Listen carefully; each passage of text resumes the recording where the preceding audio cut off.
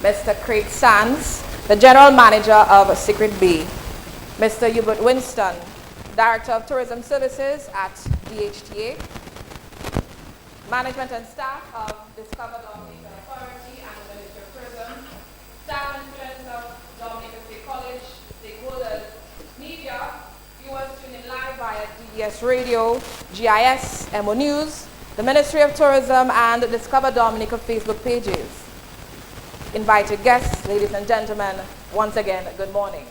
My name is Monel Alexis, and I will be moderating today's panel discussion. I'm the Public Relations and Communication Specialist for Discover Dominica Authority. It is my pleasure to welcome you to today's session on the importance of sustainability and the Green Destination Certification. Now, sustainable tourism is critical to Dominica's future.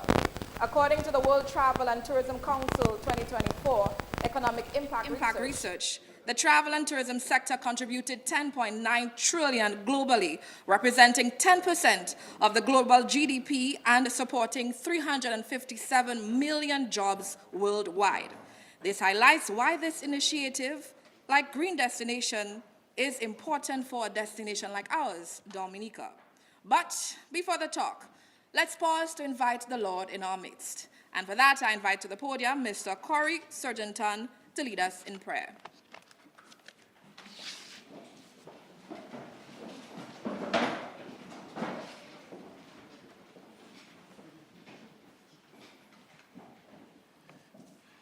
Let us pray. Heavenly Father, as we gather here today for Nature Talks, we thank you for the opportunity to engage in meaningful conversation. We ask for your wisdom and guidance upon our panelists as we delve into this topic today. May we listen with open hearts and minds, seeking to understand each other's perspectives. Help us to speak with clarity and truth, and to honor one another in our discussions. We pray for unity and understanding, that we may learn from one another and contribute to a more informed and insightful discussion. We ask these things in your name. Amen.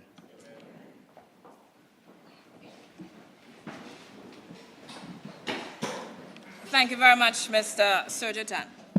To officially open today's session, it is my honor to introduce the Minister for Tourism, the Honorable Dennis Charles Pemberton, who will set the tone with her opening remarks. Please join me in welcoming Minister Charles Pemberton to the podium.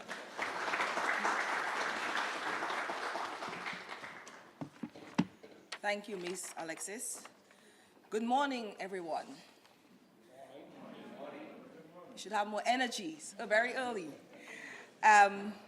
Let me recognize Ms. Marva Williams, Director of Tourism and Chief Executive Officer of Discover Dominica Authority, Mr. Lucian Blackmore, Permanent Secretary in the Ministry of Environment, Mr. Kennedy Pemberton, Sustainable Tourism Expert, Mr. Craig Sands, General Manager of Secret Bay, Mr. Hubert Winston, Director of Tourism Services at DHTA, stakeholders, management and staff of Discover Dominica Authority and the Ministry of Tourism, the media, students and staff of the Dominica State College, viewers tuned in like via DBS Radio and GIS, invited guests, ladies and gentlemen.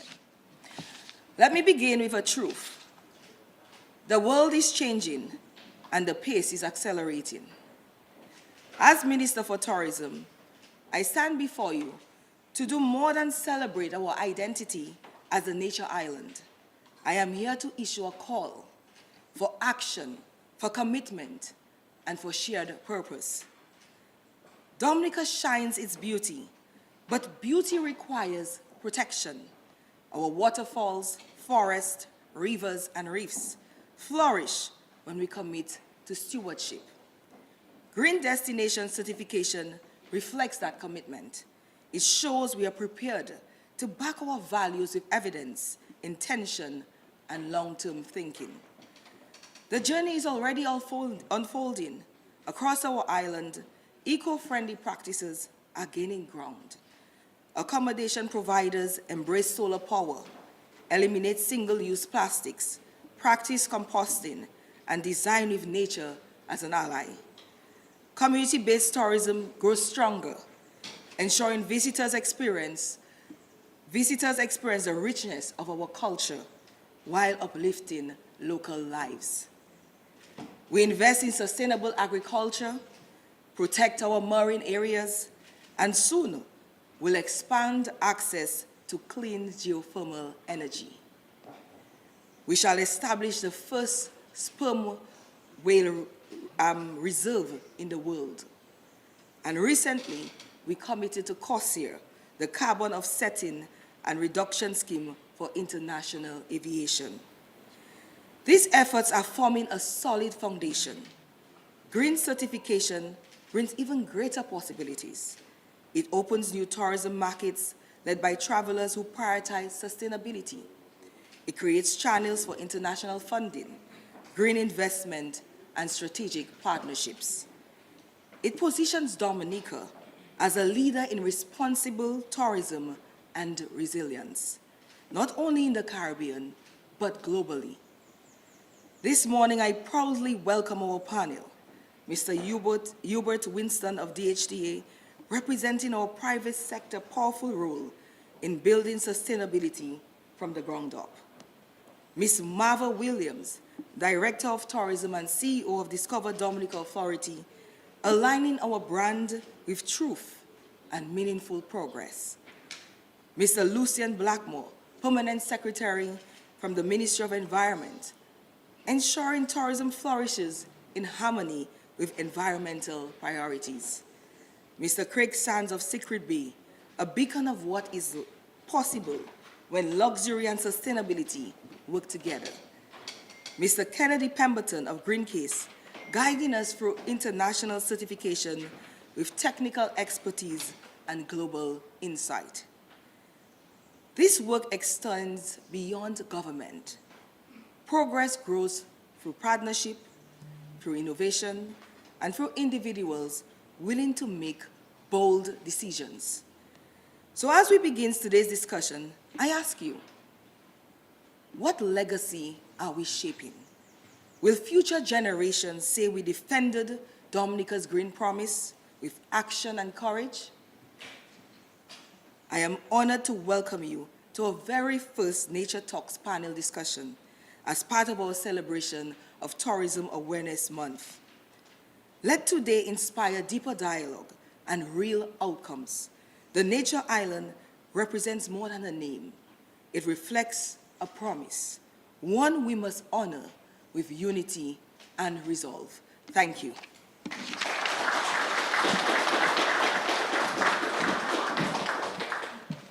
Thank you very much, Minister Charles Pemberton, for your inspiring words and leadership in advancing sustainable tourism in Dominica.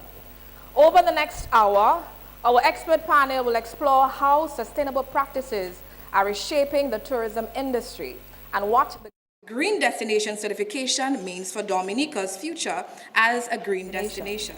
Here's how we will proceed. First, I will introduce our panelists. Then we'll dive into key questions covering ecotourism initiatives, policy integration, community engagement, and innovation. Finally, we'll open up the floor for questions.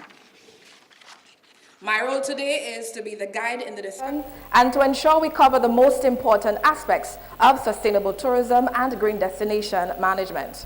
Let's begin by introducing our panelists. Marva Williams. She's the current CEO and Director of Tourism at Discover Dominica Authority, bringing visionary leadership to the island's tourism sector. Appointed in 2024, she has over 15 years of experience spanning tourism, entertainment, and strategic marketing. Marva holds a master's in international business with specialization in global supply chains from Georgia State University and a BBA in marketing from Florida International University. She also boasts multiple certifications in branding, sales, customer relations, and digital strategy. As an advocate for cultural preservation and professional development, Marva also lectures part-time at the University of the West Indies and actively supports grassroots cultural organizations. Widely respected for her bold ideas and impactful leadership, She was named Dominica's International Entertainment Boss by Image Magazine, and also Her Excellence and by Image Magazine. Ladies and gentlemen, put your hands together for Ms. Marva Williams.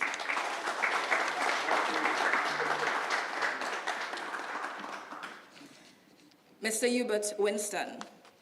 Hubert Winston is a pioneering figure in Dominica's marine industry, credited with introducing and developing key marine services and marketing strategies that have transformed the island into a premier yachting destination. As a trailblazer, he established numerous firsts for Dominica, including the first marine fueling dock, the first marine channelry, the first yacht club, the first marine center, first marine association, and was the first to actively market the island as a yacht haven. As president and CEO of Suki's Enterprise Group and Suki's Blue Flame Gas, Hubert was entrusted with mobilizing operations, diversifying business ventures, eliminating debt, and expanding the company's influence across the local communities, the island, and the wider Caribbean. Currently, he is the managing director and owner of Dominica Marine Center, Inc. and St. Vincent Marine Center, Inc., two companies founded to fill this critical gap of marine services in the respective island nations.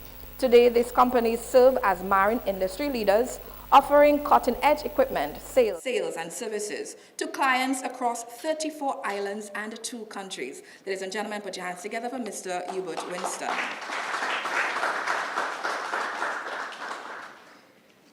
Kennedy Pemberton. Mr. Kennedy Pemberton is a seasoned tourism strategist with over 12 years' experience facilitating economic resilience through tourism planning in small islands developing state. He boasts top-tier qualifications in tourism development and sustainable tourism destination management, having studied at the University of Surrey as well as George Washington University. After a decade driving donor-funded, multiple destination tourism interventions, Kennedy founded Simple City Solutions to expand his global contributions to sustainable tourism development. His notable work includes conducting tourism policy and climate action gap analysis for the Inter-American Development Bank, developing a marine tourism governance framework in Sri Lanka for the Asian Development Bank, and leading the World Bank Tourism Policy Review on 12 Caribbean countries and 2 regional agencies. Further, Kennedy crafted all sustainable tourism programming within the 2022 to 2028 ACTS Plan of Action and Implementation Plan, and has delivered more than 250 hours of capacity building training in intra and extra-regional tourism stakeholders. Ladies and gentlemen, panelist number 3, Mr. Kennedy Pemberton.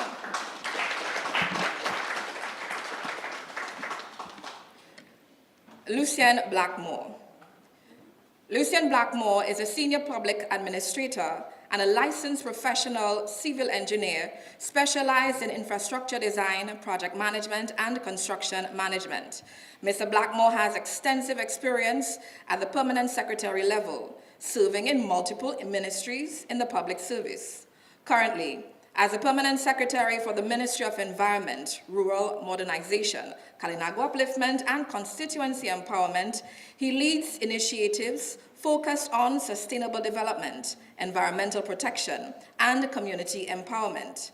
His work is underpinned by a strong commitment to holistic, inclusive governance, and grassroots participation to improve the livelihood and well-being of the people in Dominica. His mandate drives the integration of key sectors such as mining, forestry, parks and recreation, constituency empowerment, and Kalinago upliftment, with a focus on preserving the environment for future generations.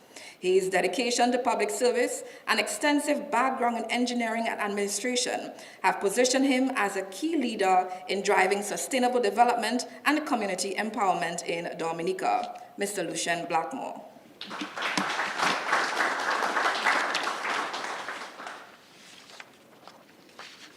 Craig Sands. Craig Sands is the general manager of Secret Bay Dominica, our only 6-star resort, and a proud member of Realist and Chateau. With over 18 years of international hospitality experience, Craig is deeply committed to sustainability, operational and excellence, and delivering personal luxury. Under his leadership, Secret Bay has advanced numerous green initiatives, from waste management and energy efficiency to biodiversity protection and community engagement, aligning closely with Dominica's vision for green destination certification. Mr. Craig Sands. And ladies and gentlemen, these are our panelists for this panel discussion. Let's talk.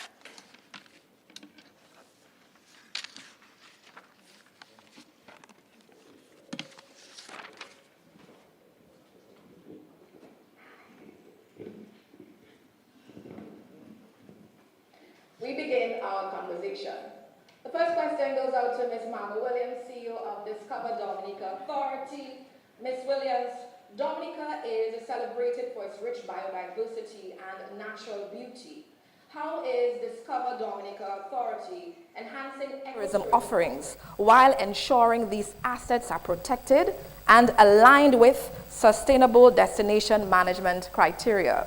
And could you share specific initiatives or partnerships that have made a measurable impact? Thank you so much, Monel. Good morning to everyone.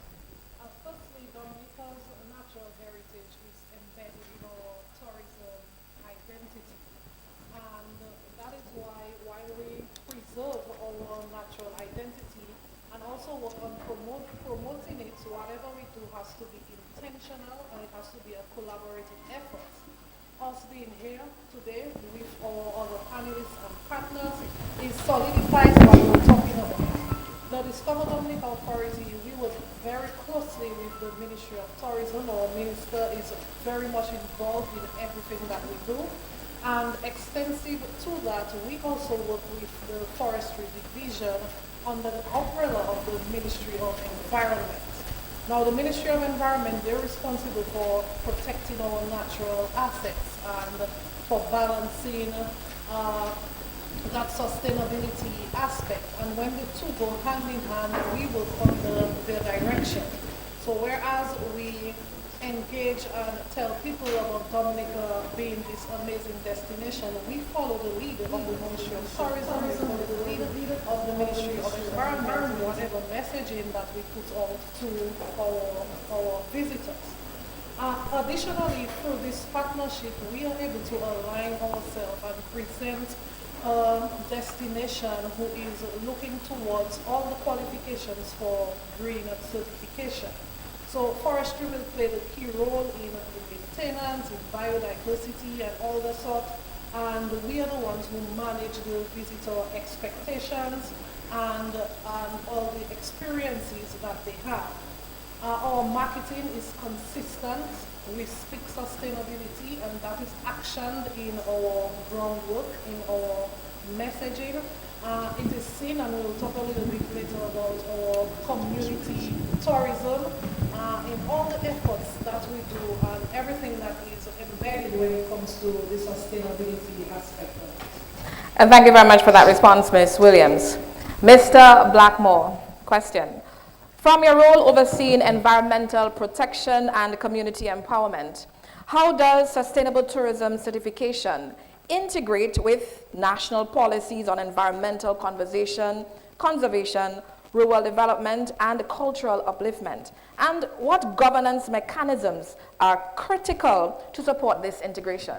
Okay, thank you. First of all, let me say that tourism destination certification purposefully complements and aligns with the national policies for environmental conservation, rural development, as well as cultural upliftment. Why do I say so? First of all, we must be mindful of the fact that when we talk about environmental protection or similarly environmental conservation, It's basically relating to maintaining ecological balance. And in order to do that, we have to ensure that we adopt measures that will, first of all, prevent pollution, prevent the exploitation of our natural resources, while simultaneously ensuring that we're advancing and building awareness. Now, having said that, we will all readily appreciate the fact that when you're talking about rural development, it is people-centered, it's people-focused, and we at the ministry, we are, from government priority and initiative, is ensuring that we empower people, putting in measures and institutional support and readiness for doing that, to ensure at the end of the day that people can make decisions to improve themselves.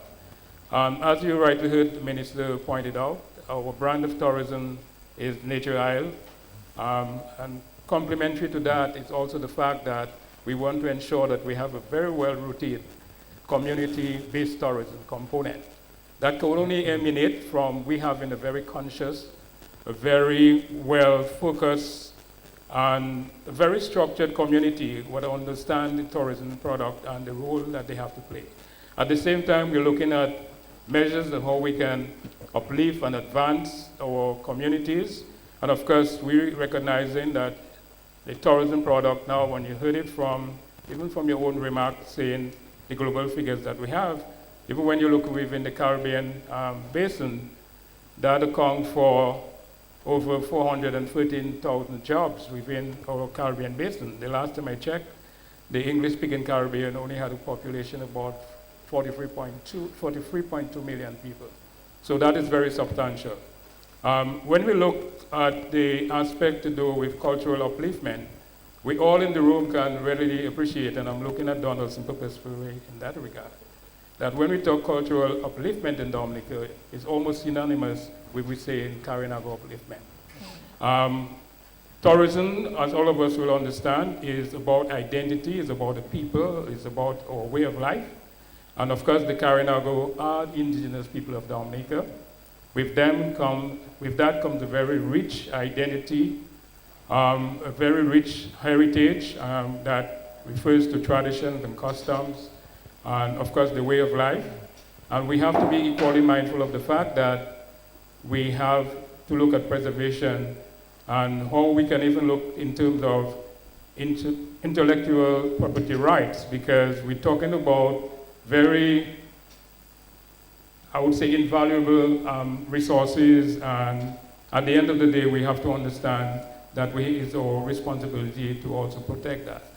When we look within the wider context of certification, certification is really predicated on two fundamental things, looking at social and environmental enhancement. And at the end of the day, it's really ensuring that the destination have proved beyond any doubt and have signaled to the rest of the world that they have met the high standards set in terms of the social and environmental targets and readiness in place. And it's right across when you look at the entities as Discover Dominica, you look at all the various players like Secret Bay and Jungle Bay, all of the various players and entities within that destination have to also meet up to the social and environmental standards. And with the social and environmental standards, they must be supported by management practices and systems. They must be supported by systems put in place to ensure that you have policies, you have procedures and methods and checks and balances, and very importantly, to ensure that there is the adoption of best practices. So it's really looking at the same thing in a different way. So at the end of the day, as we all will understand and appreciate, Dominica has made that bold commitment to be the first climate resilient country in the world. And I always like to talk to people in basic everyday language.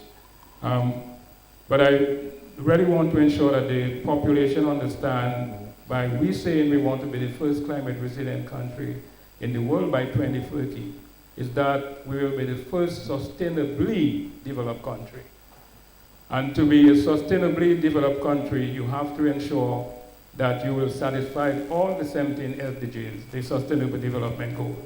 And I'd like to submit the SDGs in just what we call the 5 Ps, where it focuses on the planet, it focuses on people, it focuses on partnership, as we're doing this morning, it focuses on prosperity, and of course, peace.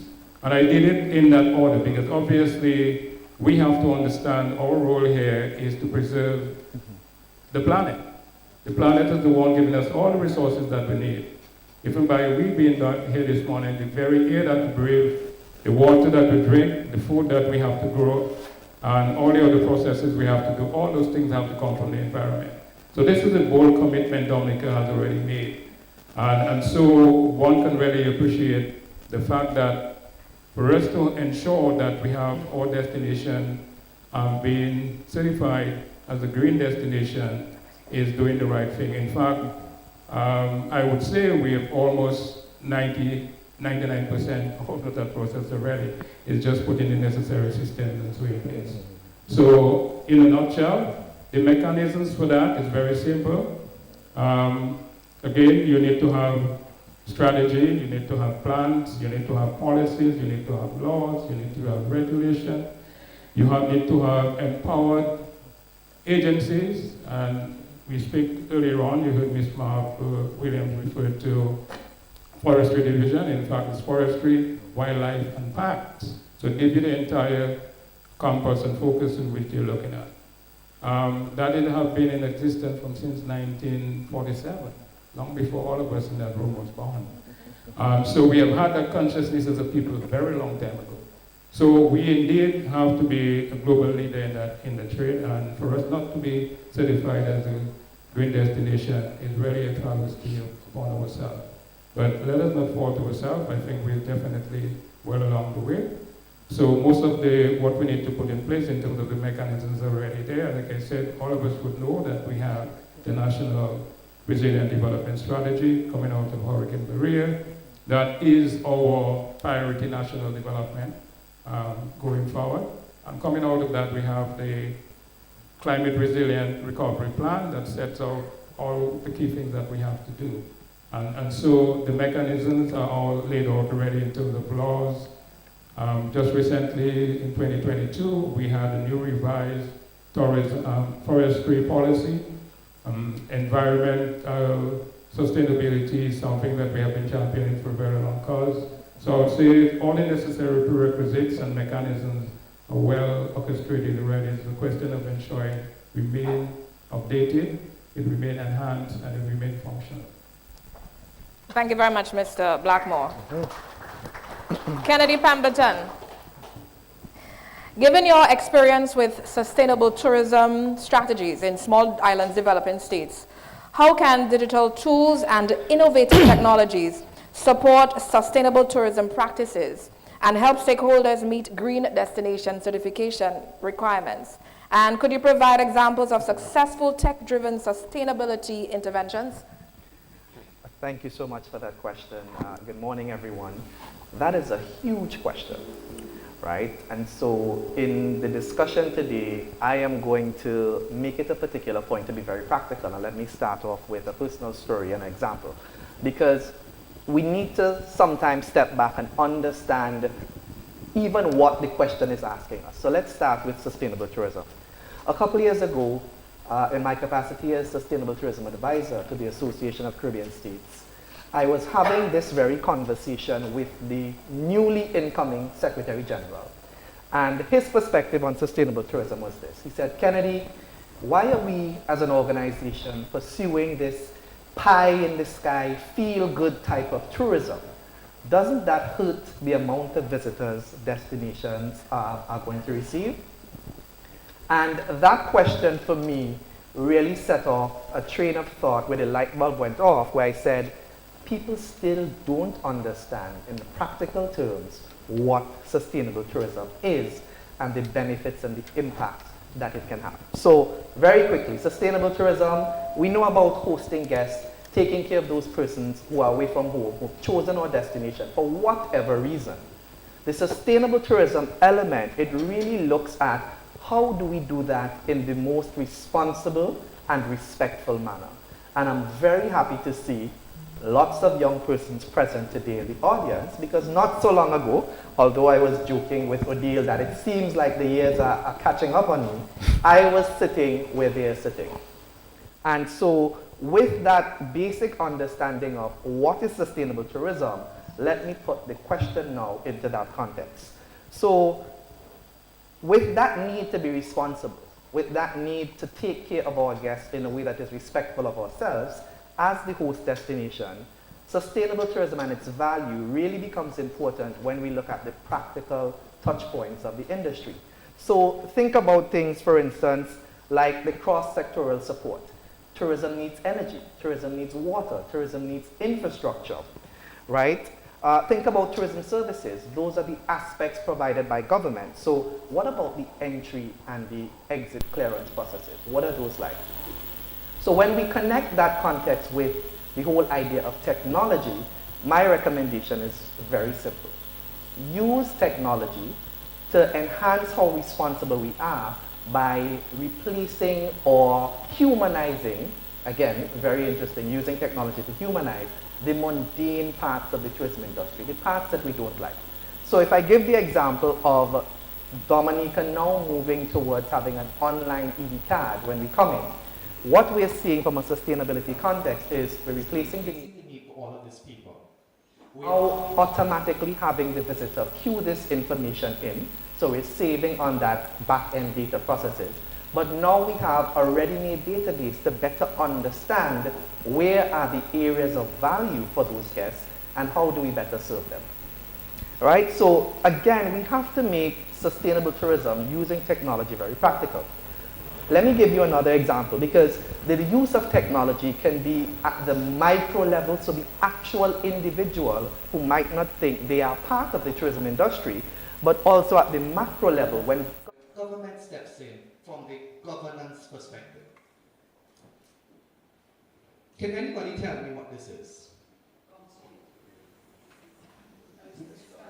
A business card, right? A very mundane and important part of the tourism industry, whether you're a government representative, like my friend right next to me, the CEO, who would travel to World Travel Market, ITB Berlin, to represent the destination, or you're an individual consultant like me.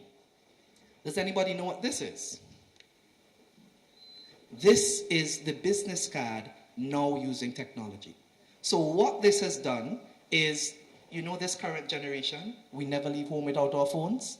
We could be going to the washroom, our phone is in our hand. Wherever we are going, we've just gotten out of bed, our phone is in our hand. This is a practical example of how we can cut waste and be a lot more au fait with what's happening globally, transforming a traditional mundane experience. So now I simply tap this business card to your phone, and you now have all of my details, my website, my history, my bio, my photo, a profile of some of the work I've done. And as was one of the traditional hiccups with the business card, if anything on this card changes, what did I have to do in the past? Throw it away. So I might have printed 100, 200, 300 that are now rendered unusable, versus with this card, at a moment's notice, I log into the administrative platform and I change or update the information. So this is one of my key takeaways for participation in the panel this morning, that we have to make sustainable tourism a lot more practical, a lot more useful to the beneficiaries. I'm going to pause there. There's a lot more that I want to say, but I'm going to pause there. Thank you very much, Mr. Pemberton. Craig Sands, your question. At Secret Bay, how have you implemented eco-friendly practices that align with green destination certification standards? Could you share some practical steps, success stories, or challenges encountered in embedding sustainability within a luxury hospitality setting? Hi, good morning, everyone. Thank you. So, at Secret Bay, basically everything we do, how we build the villas, are incorporated within the nature.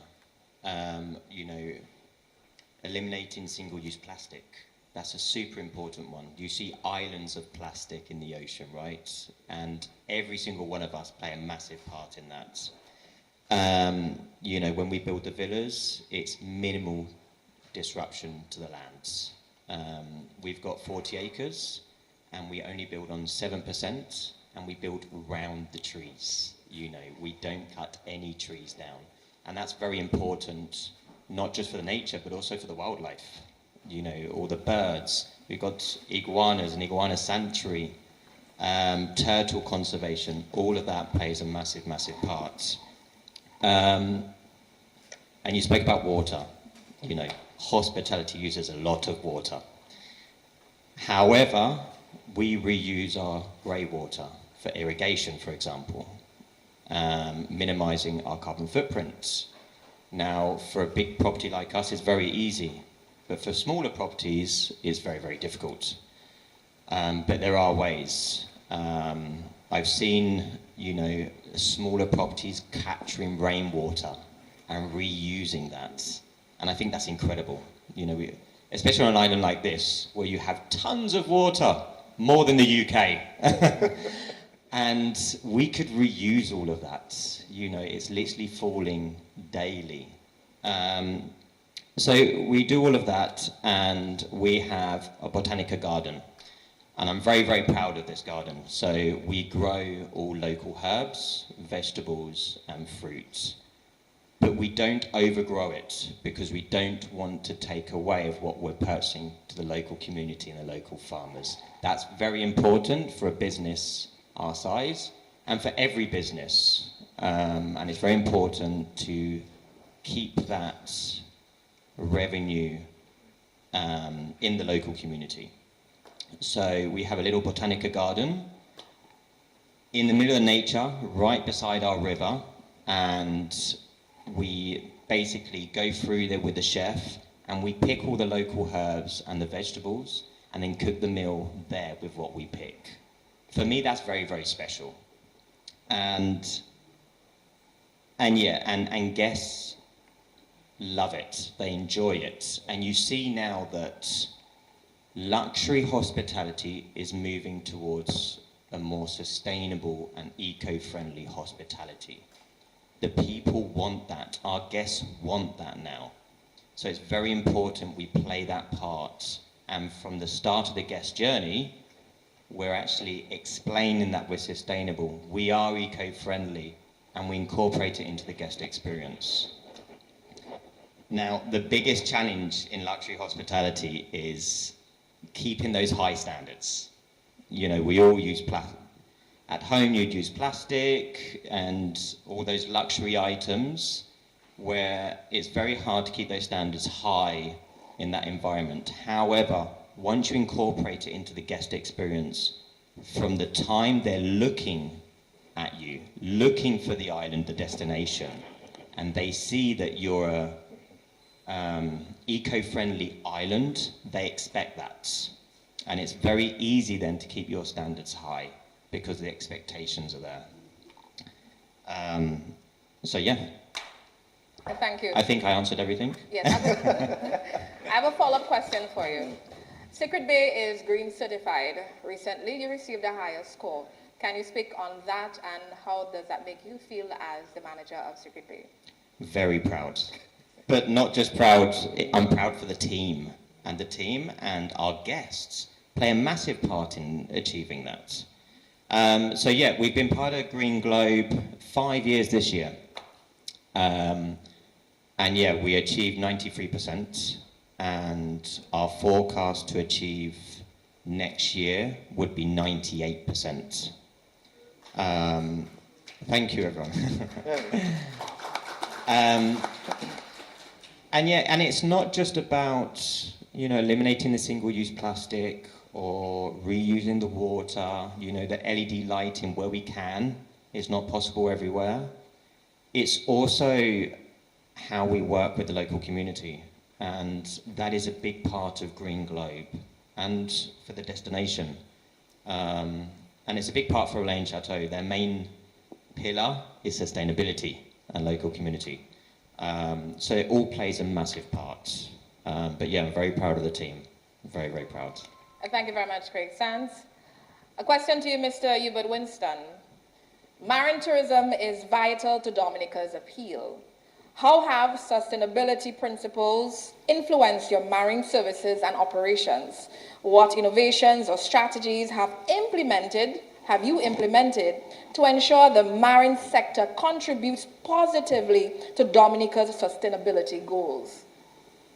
Thank you for the question, Manel. Good morning, everybody.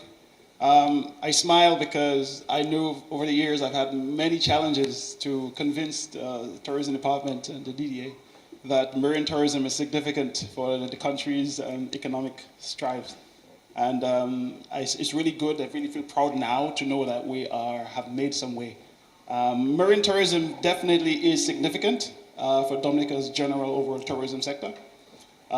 We strive very hard to make sure that our pursuit, especially being competitive with the region and the islands, are significant. As part of Dominican Marine Center, we put in place the first fuel dock, and in doing so was very challenging because we want to adhere to strict eco standards for spillage, etc. So we made sure even then we had dry breaks, which prevent spills, and spill prevention mechanisms while providing services to docks, to yachts, and for vessels coming in.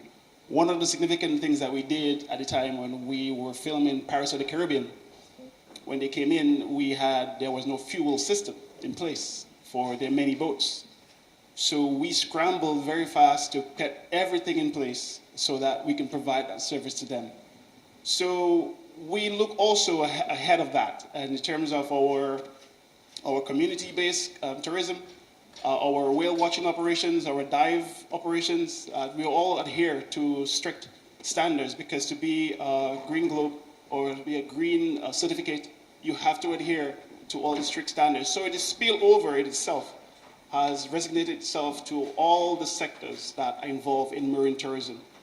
And many of the dive operators or tour operators, including whale watching operators, we adhere to that because we see it. We see the effects of trash or anything that is really negative to our tourists or guests or friends or family that we take out on the water. So it's significant to us. It hit us hard, and we definitely are some of the first to make sure that we explain and educate our guests about our environment and why we keep it pristine and clean and why we maintain our standards here in Ireland. Thank you very much, Mr. Winston. Yes, you can respond. Right, thank you so much. I just wanted to quickly connect to some of those comments. My colleague here, I think it's from Secret Bay. Right, so connecting the question on technology to the example in terms of the concern for water, what could be done, and connecting that to energy. I want to encourage the persons in the room to understand that sustainable tourism is limitless and boundless, right? There are many major, massive undertakings that can be done using sustainability as the catalyst. So water is one of those in terms of the catchments, the reverse osmosis filtration, and using water to produce energy. We're a coastal destination, Dominica. So tidal energy, we have lots of opportunities, and just to show that using sustainability and sustainable tourism as the pillar to do large things, it's not far-fetched. Do we know that there is a country right here in the Caribbean that is entirely 100% driven by solar energy? I'm talking at the national level. The country or the island of St. Eustatius, their power grid is 100% solar. So there is room, there is scope for a destination like Dominica to really become a market leader in this space. So if Dominica, the land of many rivers, land of plenty of running water, if Dominica wants to lead in that space, there are also major development funding institutions that would be willing to partner with Dominica to make this a reality. The International Development Bank, the World Bank, they have set aside significant funding tranches to develop projects like this. But when I speak to them, they keep saying the same thing. The country has to approach us. We need to see that it is a need for them and not that we are trying to force these particular things on the country. So having the minister present in the room, I want to make that plea. please approach the donor agencies. There's lots of room, scope, and funding. St. Vincent and the Grenadines, St. Lucia and Grenada right now are benefiting from the UBEC project. We're talking about $60 million US being spread across those 3 particular countries for unleashing the blue economy. So again, connecting it to Dominica with water, lots of opportunity available. Thank you very much, Mr. Pemberton. Mr. Blackmore has some thoughts on this. Yes, Madam Moderator. I just wanted to expound a bit on that very significant point that Hubert was making about the marine environment. Again, I'd like to talk in practical terms. If we look on the terrestrial side of things in Dominica, the land side, the land-based side, we're approximately 752 square kilometers. Our marine environment, our marine space, is 28,500 square kilometers. That is about 38 times greater than the land space. And again, if we have to understand what's happening in the tourism sector, we have to pay attention to the market, most of the global market and the regional market. The most dominant sector of the tourism market right now is medical tourism. The most promising aspect of tourism now is adventure tourism. And adventure tourism entails activities as scuba diving, looking at exotic environment, and of course, who can have more exotic environment than we in Dominica? To complement that again with that phenomenal stand that we've made recently to have the first whale sanctuary. This again is complementary. So I'm saying that to say we don't need any further conviction right now to understand when we talk in tourism. Our focus has to be both in terms of land base and, of course, of the marine space. And again, it's obvious for the marine. And I don't want to dwell too quickly, Madam Moderator, but we have to understand how diverse the tourism sector is as well. And to understand our brand of tourism, our ecotourism product is even supposed to be further differentiated in a further niche market. So we have to be careful how we tread when we're dealing with the cruise tourism and how we're dealing with adventure tourism, which is, as part of the adventure tourism, of course, is people taking this phenomenal hiking in the mountain tops and things of that nature. So that also complement that. And nothing could give you a better mechanism for dealing with that, if we want to talk to marketers like Marvel, it's price discrimination. So it's not a one-cut-fit-all. So our cruise tourism focus have to be separate and different to adventure tourism, which will, of course, complement our marine environment and, of course, our forest space and our ecosystem base. I just wanted to expand a little further on what you would say, because that is so phenomenal, and that is going to be transformational as far as we're going forward with our tourism sector. Thank you very much for that, Mr. Blackmore. Ms. Williams, he mentioned something that I would love you to respond to. He mentioned differentiation. How are we, as an authority, differentiating our tourism products to ensure that we don't have this issue that he mentioned? Recently, we were asked this question at CHTA in Antigua, and the question was centered around the fact that what is Dominica doing or expected to do when over-tourism comes about? Obviously, Dominica prides itself as being a relatively young niche. We are new in terms, we say we're relatively unspoilt, but we've not been discovered as needed. But extensive to that, our tourism is not for all. We're not going out there saying, you know, tourism, come to Dominica. Our tourism, again, it is sustainability based, and because our tourism is based on sustainability, our messaging out there is really targeted.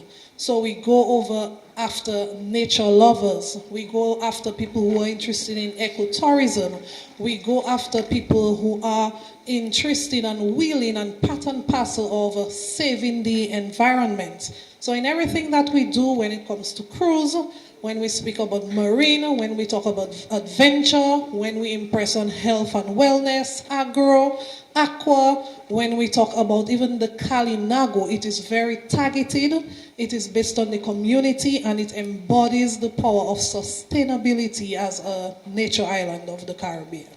Thank you for that. I have another question for you.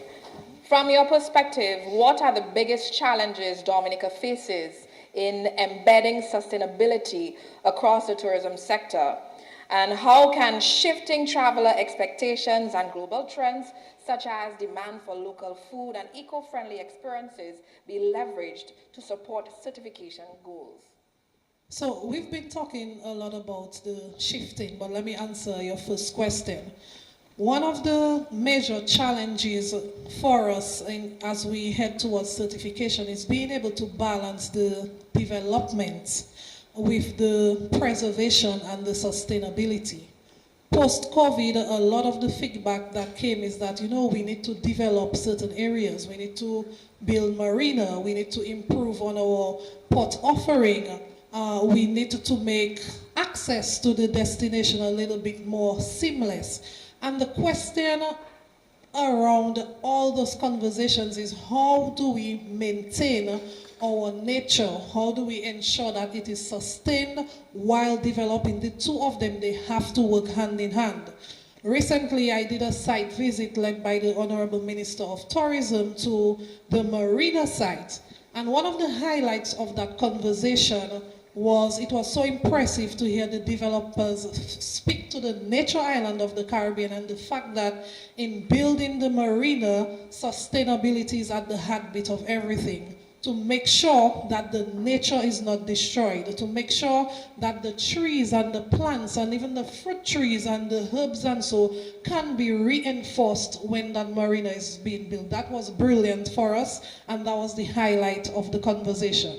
And in all the messaging and everything that is being done when it comes to building a cruise port or anything else, the sustainability aspect, making sure that the plants are reinforced, that the wildlife is not disturbed, that is the heartbeat of the conversation. And that conversation is going to carry when we're talking to the people that we're saying, come to Dominica to visit. It is the heartbeat of the conversation. Again, if you are into sustainability, and I want to impress upon sustainability, you heard our colleagues speaking about it from layman's language. Sustainability can be incorporated in any aspect of what we're offering in Dominica now, even in our festivals. If you tell festival lovers, or if you're speaking to individuals who are into sustainability, and there's a niche market out there of individuals who want to hear that word sustainability, if you tell them when we're putting on that World Choral Music Festival or that carnival, the local community benefits, we're not using plastic, we make sure that we focus on carbon footprints, we control those things, they will listen and they will come to your destination because of that. So it's a messaging that can be embedded in all the marketing strategies that we initiate and all the conversation, and that translates to our food. How do we tell foodies to come to Dominica when it comes to sustainability? You heard from Secret Bay, we grow what we eat. And that is an aspect of sustainability. Dominica, the nature island, is the adventure can be initiated with our food as well. Having a good broth or eating a good food can be part of the whole adventure and the whole immersive experience. So that is something that has to continue. It is something that we've already started doing. It is something that is embedded within the community, because in Dominica itself, it's all about community tourism. And sustaining that type of tourism means empowering the people in the villages who are actually leading the charge, leading the immersive experiences, leading the maintenance of like the hot springs and the rehabilitation, and making sure it is very impressive. Thank you very much, Ms. Williams. Mr. Blackmore, question to you. What are some of the institutional or practical barriers Dominica faces in pursuing green destination certification, and how can these be addressed through policy and stakeholder engagement? Okay, thank you.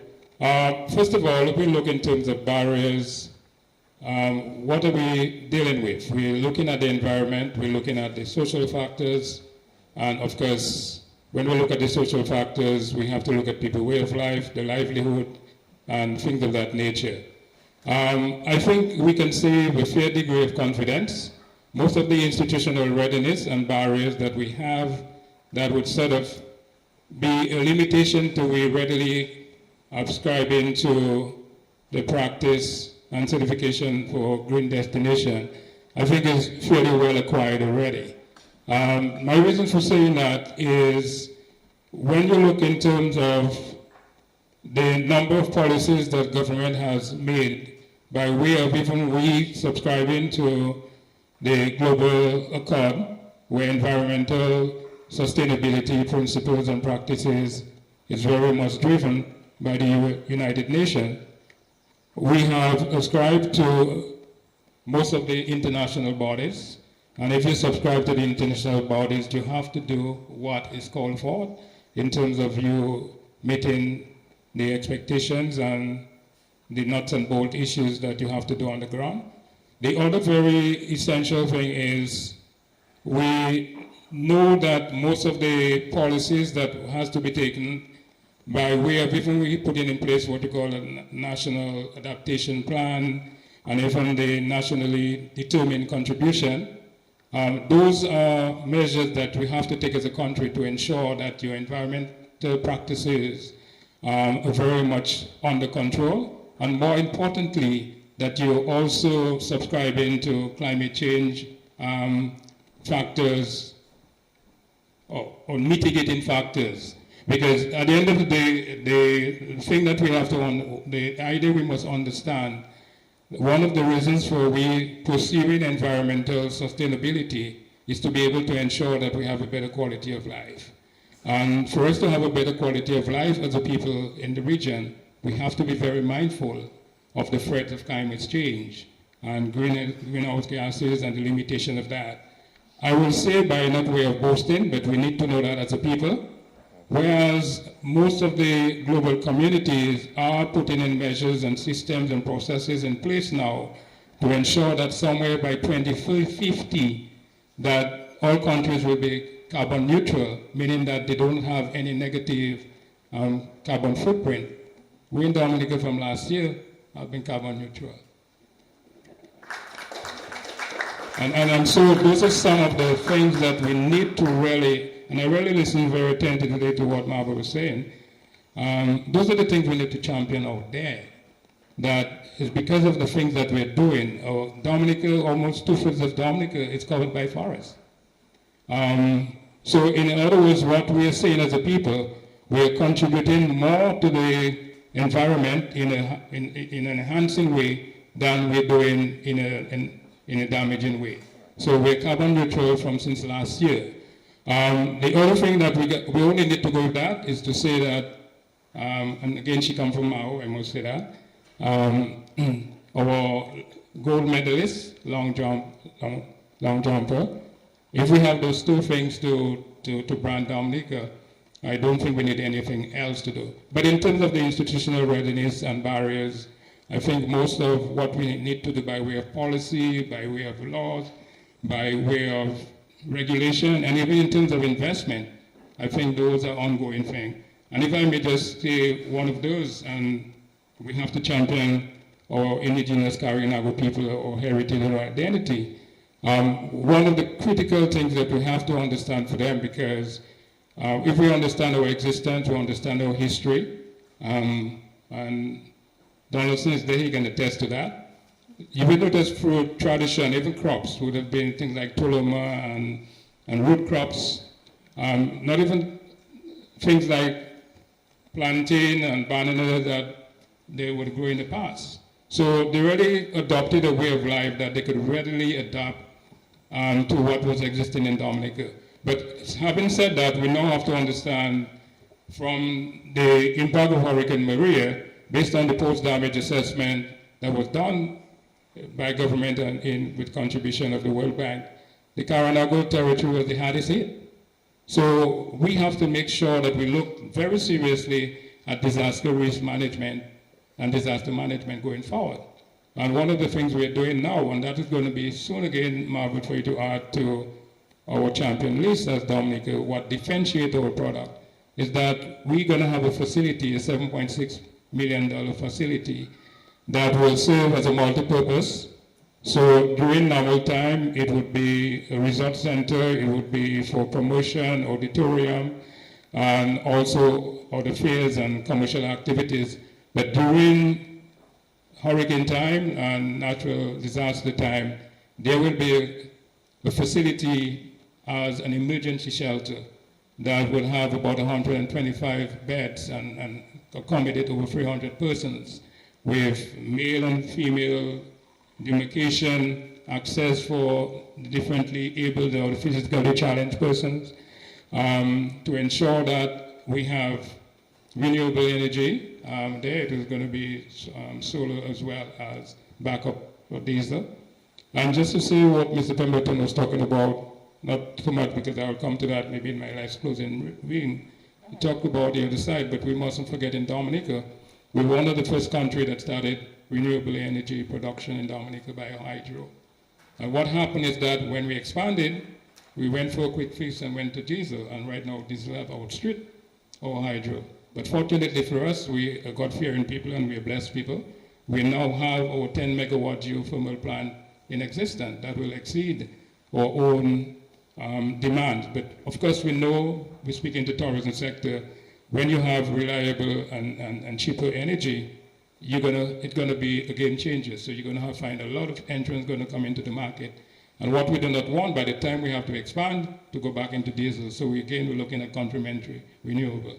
So that is the mix we're looking at. We're looking at all necessary environmental safeguards and practices where we have to do, and at the same time paying attention to energy need, because we understand that tourism development and the tourism sector are key, I would say, key users of energy. So we want to ensure that we have a very clean footprint as far as our energy is concerned. Thank you very much, Mr. Blackmore. Ms. Williams would love to respond to what you said. I just wanted to impress on all the examples we've been giving. I remember many years ago when I was way at the back, just looking in and making suggestions. I was sent to do a 6 weeks program in Japan. And they were showing us how they were using all the different aspects that they have in terms of tourism and the snow. So I'll give you the example. Japan has 7 months of snow, real difficult snow. But they are really into fishing. I was really surprised to understand that they have a lot of fishermen. They're like, that is one of their main industries and so on. And then these people for 7 months, they were not able to engage in fishing. So that affected the whole livelihood for them. And then they had to be creative, what it is that we can do to sustain ourselves for the 7 months.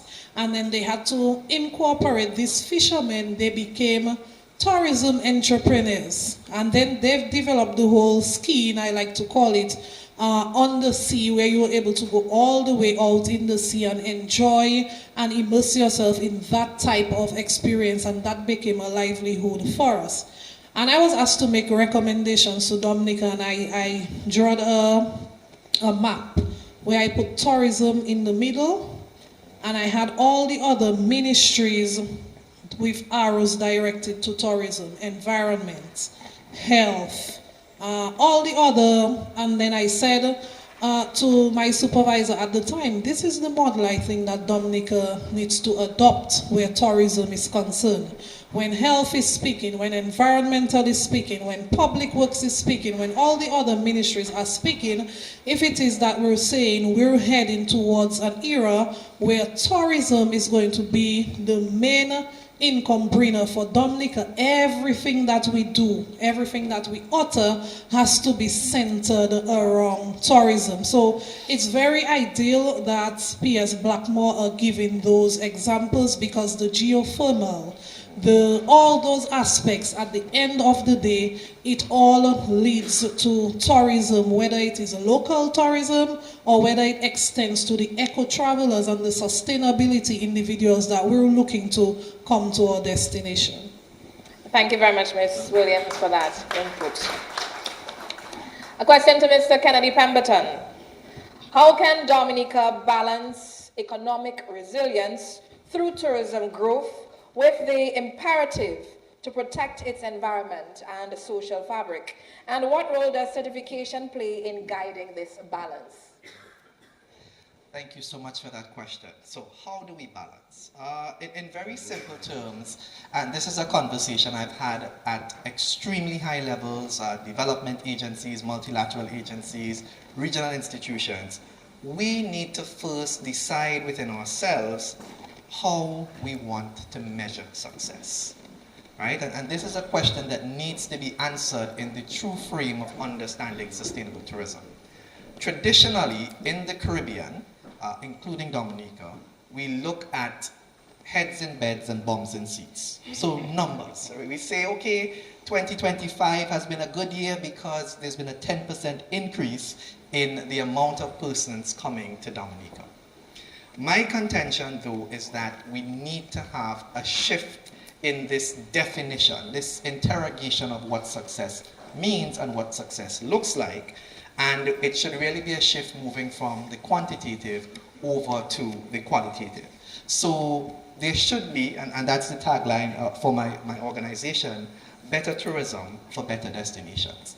We have to start looking at what is the quality of the visitor that we want to attract, right? When I do training in community-based tourism, there is a particular model that we use looking at what is the ideal customer. What does that person actually look like? What are their characteristics? And we're not talking about the simple demographics, if they're male, their age and their income, but we're talking about what are their consumption patterns? Would they appreciate not having plastic water bottles, but instead have refill stations throughout the property or at use, right? Would they appreciate messaging that says, we are very environmentally conscious here in Dominica, and so waste management and littering is not something that's part of our culture. We have got to become a lot better at defining who our ideal customer is and targeting those ideal customers. We've got to move away, definitely, we've got to move away from the model that says, go after every single possible tourist, right? Growing up, my mom used to say, Kennedy, you cannot be all things to all people. So you've got to understand who you are and stay true to who you are, right? That is the foundation behind truly bringing sustainable tourism to life. And so let me connect that now to the whole idea of certification. Because certification, it is a means to an end. It is a tangible representation of that. As Destination Dominica, we understand who we are. We understand that nature is by and large the value proposition that we offer to the world. And so when we invite guests to come in, when we ask guests to share our home, because this is what we're doing and we must never forget that. When we ask guests to share our home, they must recognize that they need to be mindful of the impact that they have on us. And my colleagues were talking about it. What is the net positive impact of tourism? We must always have a very clear line of sight that the positive impacts of this industry outweigh the negative impacts. So with certification being the means to an end, it is that neutral, third party, outside validation or verification that Dominica as the nature isle is being true to who they are. So when Dominica says, come to Dominica, we respect our nature, the certification says, yes, they are indeed telling the truth. And how do we know they're telling the truth? Because when we look at what they're doing with water, we see the sustainability principles coming out. When we look at what they're doing with energy, when we look at what they're doing with product development, when we look at what they're doing with human capital development, across the board, the whole spectrum of sustainability must stay true to form. So Certification, things like what about your disaster plans? How are you dealing with climate change impacts? Are we getting too heavily involved in crews? And this is always one of the topics that I love to discuss because, I won't say the year because then I'll see how old I am. But when I did my undergrad dissertation, I actually did my undergraduate dissertation on cruise tourism in the OECS because I was fascinated by the mega industry that is cruise, the growing size of the ships, the amount of persons that a single ship can, quote unquote, bring to a destination in a single day. And when I think about that in the context of a destination like St. Kitts in the OECS, that is a marquee port, that means that a country that is 68 square kilometers receives more than 1 million visitors annually. So my question becomes, well, where do we get the water to supply 1 million visitors plus the population of St. Kitts and Nevis? How are we dealing with the cruise ship requests for waste disposal of the 1 million plus the host, the entire population? So these are some of the questions that really come to mind for me. And I think that singular message of knowing who we are, staying true to who we are, and using certification not as the end to say, hey, we're certified and we're done, but we must live it, as you're saying. We must live it. We must get every single individual in Dominica understanding that tourism is about us as locals first, right? And this is a key message that most destinations tend to miss. And you would see, as we discuss a little bit more about sustainability, that it's slowly now creeping into the national tourism plans and national tourism policies. So if Dominica wants to distinguish itself, right, differentiate itself, that is one of the key value propositions Dominica can have. That we as Dominicans, that every individual understands the value of keeping this destination clean, the value of respecting nature, the value of not poaching. And again, it's not about not using the resource, but it's about the responsible use of the resource. So let me close with an example. This is something that I've seen in Guyana, and it really, for me, illustrates the foundational conflict I've had why, when I studied tourism, I absolutely hated sustainable tourism as a course, right? Most persons tease me now in my career. The persons who know me, they say, look at you now, sustainable tourism expert, when you could not stand that class. And this was my conflict. When it was introduced to me, it was introduced as being green, as the sort of tree hugger mentality at the expense of local livelihoods. And that's the conflict that I had. Because, and I remember having this heated debate in class one day with the lecturer and a couple of other students and saying to them, you cannot tell the man who is hungry not to cut down the tree to make firewood because of sustainable tourism. You have to explain to him how he can, as the example you gave about what's happening in Japan, use the natural resource that he has to create an alternative revenue stream and therefore win his support for sustainable tourism. Right? So I'll stop there for now. There's a lot more I want to say, but I'll stop there for now. Thank you very much, Mr. Pemberton. Craig Sands, let's talk living the certification. How do you engage guests with sustainability initiatives? And what role does educating visitors play in supporting Dominica's broader green tourism goals? Good question. So we educate guests on a daily basis, and it's from way before they book. And one thing I've noticed here is we promote the destination as sustainable, and we don't just promote the property. And I think that's really, really important. So before guests even step off that plane at the airport, they're aware that it's a nature island and it's sustainable. We're doing everything we can to make that possible and being eco-friendly. And let me tell you a little story. So with all of our initiatives, with everything we do on property and how we explain to the guests how sustainable we actually are, and it's all local produce. There was this one guest, probably stayed about 8 months ago, she still emails me today to say and ask, what are we doing now? What new initiatives have we started? And how can I help? They literally want to help. And for me, it touches my heart seeing guests leave Secret Bay, take that information and implement it on their daily lives. That is literally living it, right? So you're not just making a change and an impact on Dominica. It's going out of Dominica.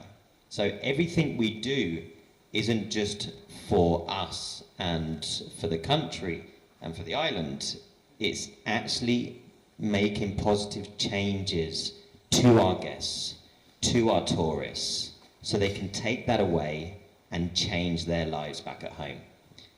I lived in London many years, and honestly, it is so easy to forget about sustainability, to forget about everything you've learnt and just run on a daily basis, using the underground, that half of them are electric, using all the cabs that are fumes everywhere. So it's really important, and I think it's really special that we play a part outside of the island and where they can just take it away. And they literally have a massive appreciation for what we do, for the awareness that we provide, for the education that we give them when they're on property. And all of our tours are embedded in the local culture. You can't raise more awareness of that. And we all need to play a part in that. But it's not just, for example, Secret Bay, how we educate guests. It's the local community that educate the guests more than us. You know, when they speak to somebody on a trail and they're telling them about their farm, about the bananas that they're growing, or the planting, and they're cooking with everything they grow, that's just magical. And you can't find that on every island. You can't find that in the centre of London. You can't find that in St. Lucia, and it's special. And we all play a massive part in that. And we all need to come together as an island, as major stakeholders, to really, you know, as has already been mentioned, set the policy, set the standards, but make sure it's realistic. You know, it's very easy to set a standard that is just impossible to follow for small companies. So we need to make sure it's realistic, and whatever we set, we can achieve together, and we can drive it. Thank you very much, Mr. Sands. I appreciate the key takeaway in this one, realistic. Yes. Exactly. A question to you, Mr. Hubert Winston. How do you balance the growth of marine tourism with the need to protect marine ecosystems and support local communities? And can you share success stories or lessons learned? Sure, thanks. Good question. I'd like to first start by telling Mr. Blackmore that I always believed that Dominica had a negative carbon footprint from start. So marine tourism and the environment, it has always worked together.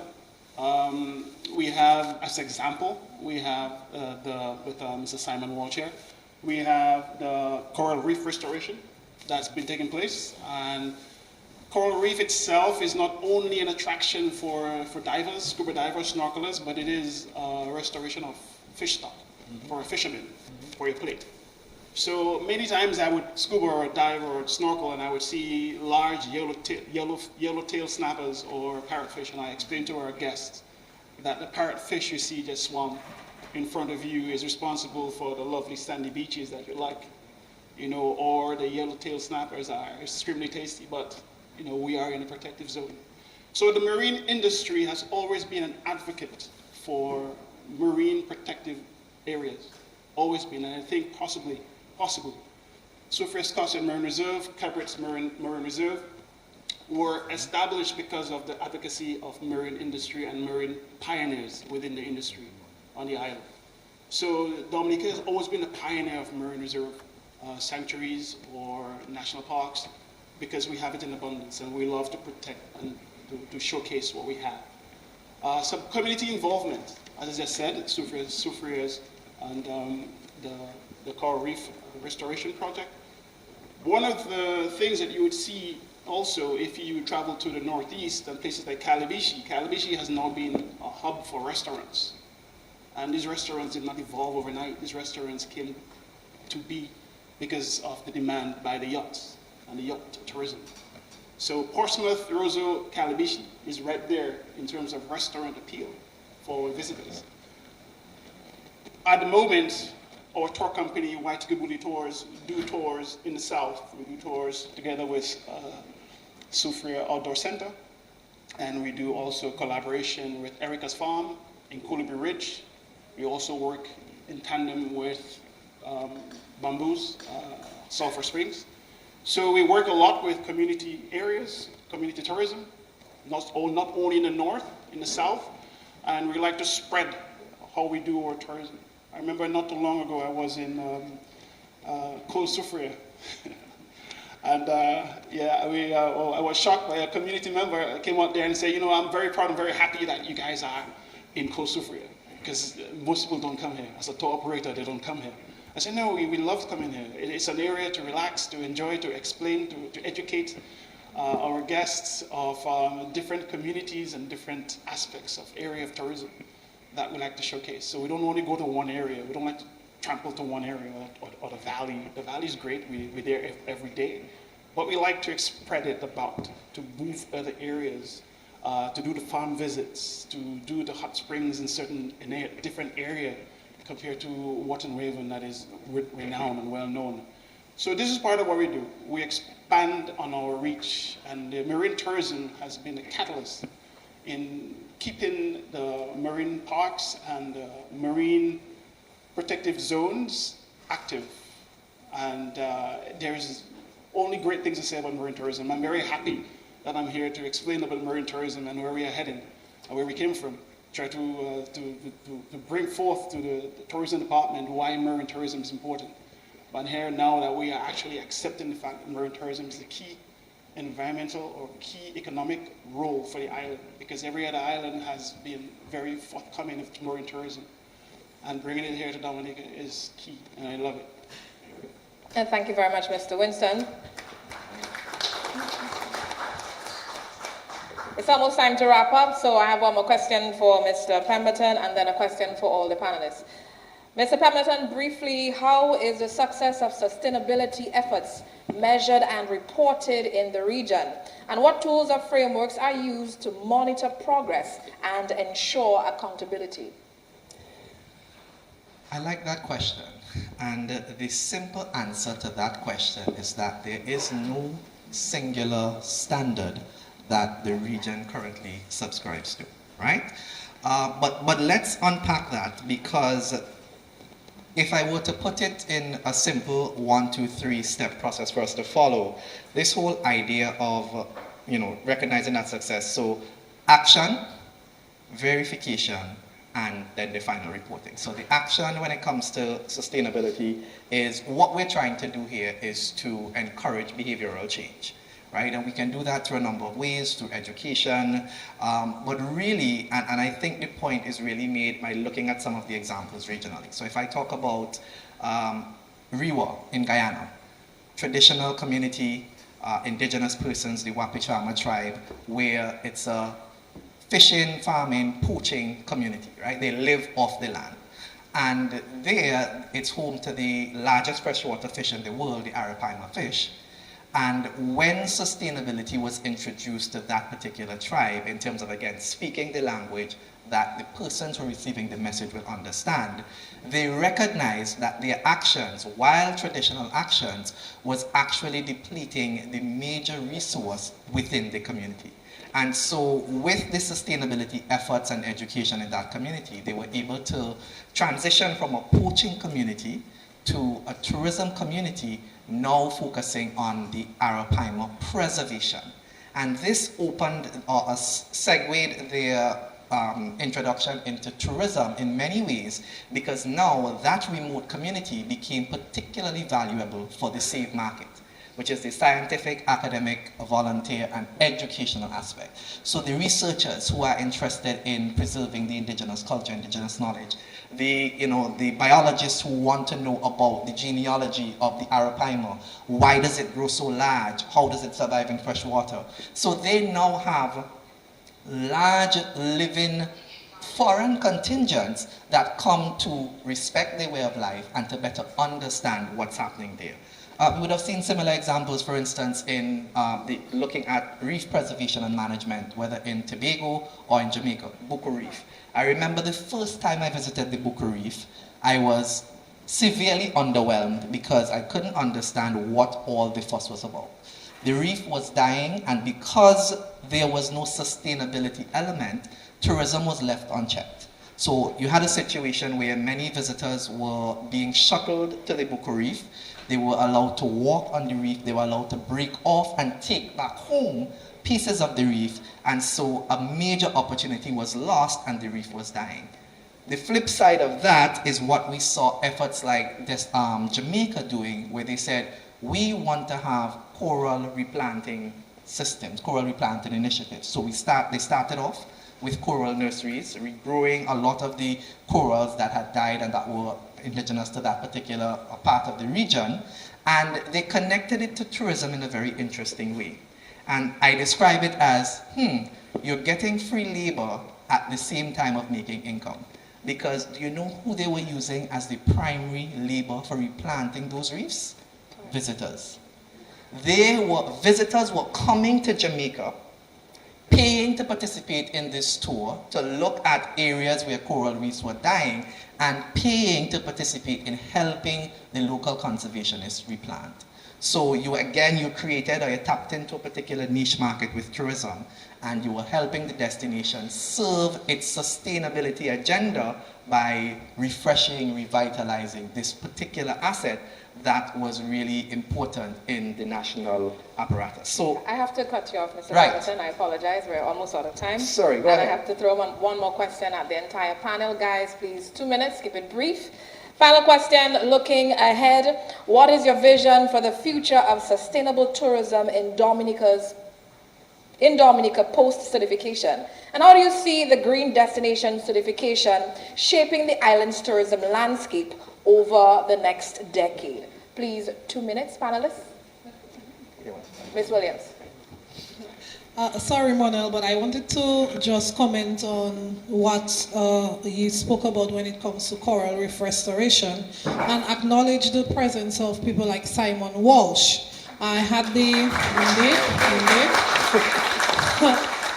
in this role has also been a learning experience for me, and I often ask him. He probably says I'm troublesome because I ask him questions, lots of questions, and I learned about his coral reef restoration initiative, and that is just brilliant when it comes to the whole sustainable effort, so kudos to him. And with that, I wanted to say that sustainable tourism without community ownership is really not sustainable.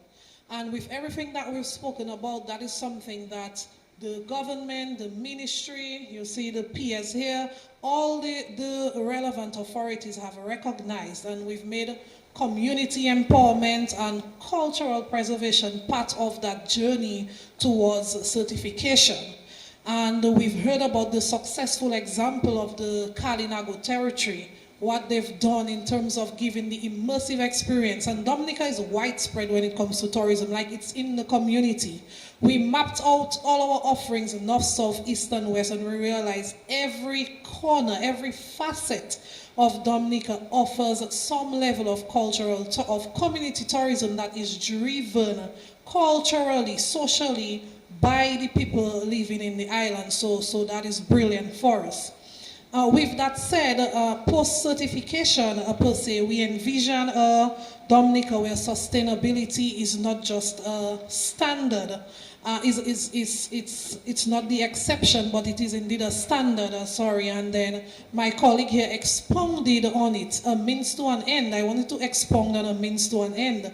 A means to an end can also mean that we can destroy our image if it is that we push ourselves as a green destination and then when people come there, they're not getting what is expected. So it is something that we have to take seriously across all sectors in Dominica, in our families, in how we engage in schools and all that.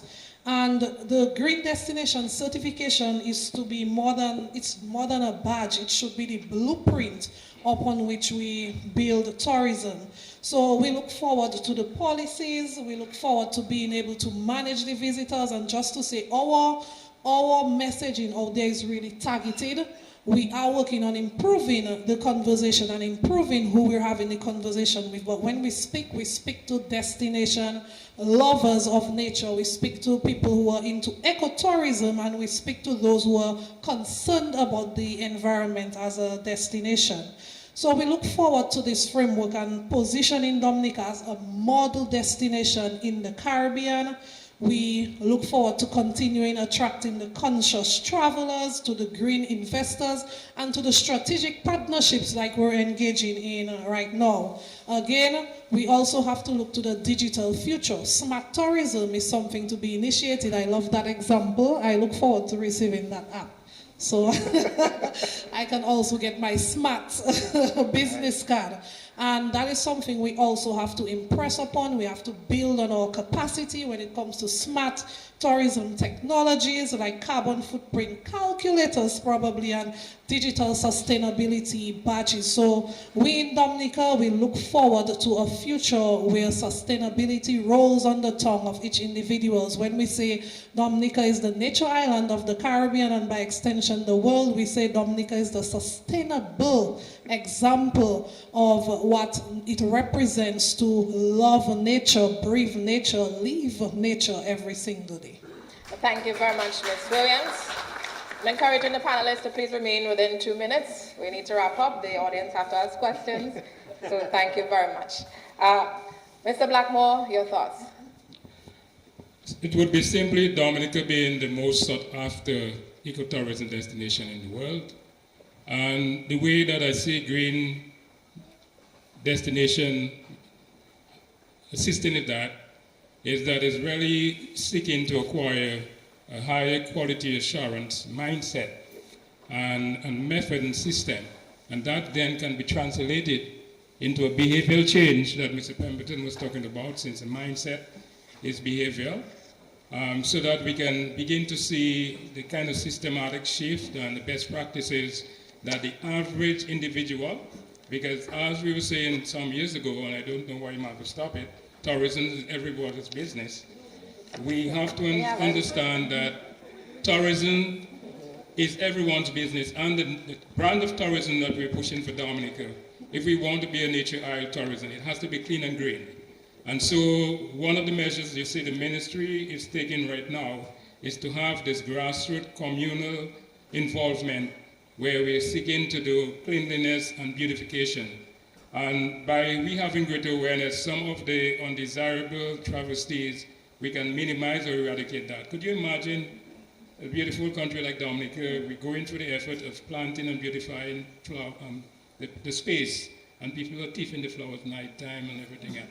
So where we will see most of our highways being so transformed by this nice flower and fauna and landscape that we have, it is being minimized or even diminished by these malpractices. So we really want to see the high quality assurance mindset that can translate into systematic shift, and then the best practices that we can have this kind of clean and green Dominica, we're looking forward to.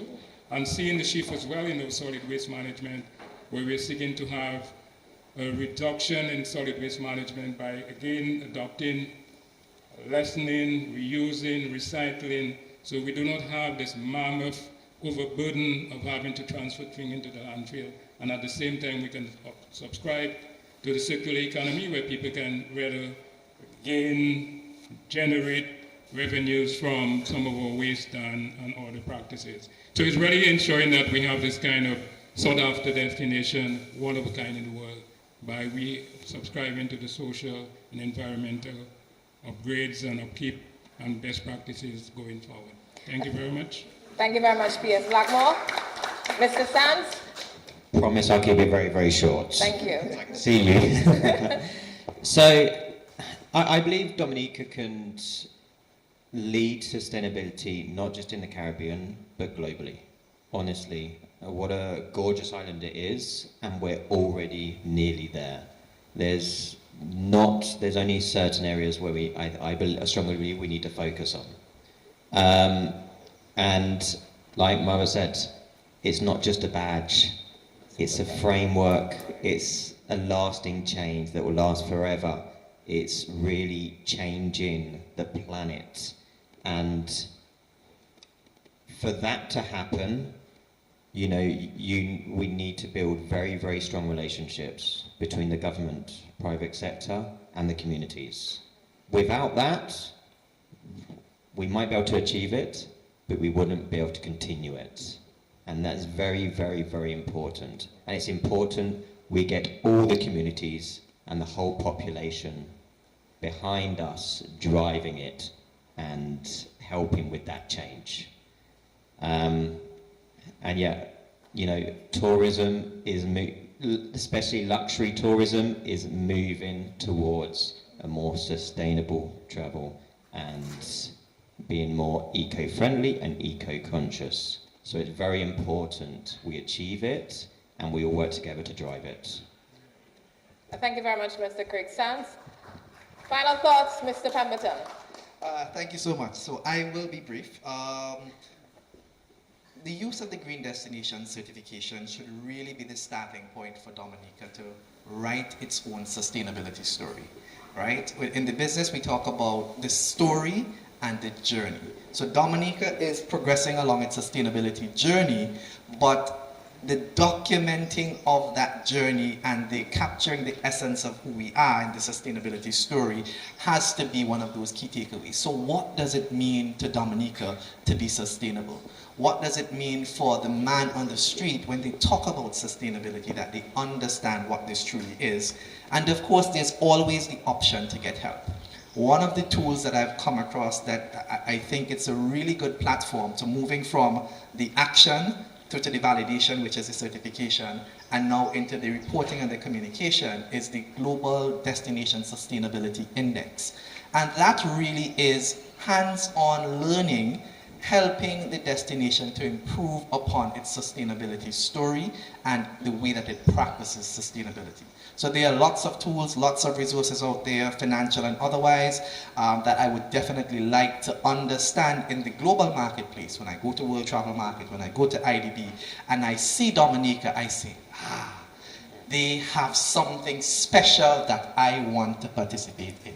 And that's my final thought. Thank you very much, Mr. Pemberton. Mr. Winston. Yes, thank you again. I believe Dominica itself is the epitome of green destination. I believe Dominica has to be the benchmark of a green destination. No doubt about it. And if anybody tells you otherwise, correct them. Because I traveled through the island, interior and on the water, and I can tell you Dominica is in itself a green destination. Without the poster stamp on it, we know to ourselves who we are. But it is onus to us to maintain it. Just being a green destination is not just that. We have to own it. And I'm happy the youth is here and probably hearing us also on television, etc. That you have to take ownership of your community, of your environment, because this island is ours. It's not nobody else's own but ours. And if we do not protect it, every little thing counts. The chewing gum on the floor, the paper on the side of the road, the trash on the side, it's us. And now when I travel, when I hike, and I see a bottle or something on the ground, I pick it up and I put it in my pocket. And my guest is like, why are you doing that? I'm saying, well, before they even ask, you understand it. When they're trying to figure out, how are you going to fit all these things in your pocket? I'm like, I have to, because I cannot stomach seeing trash around me or in my environment or in my trails or in the water. And in the water, our guides have learned to pick up anything they see in the water, from plastic bags on the water to bottles sunk. They pick it up and they bring it back on board the boat, because we cannot stomach to see our environment in disarray or in trash or filter. So we are the island, we are the destination. It's not just the land, we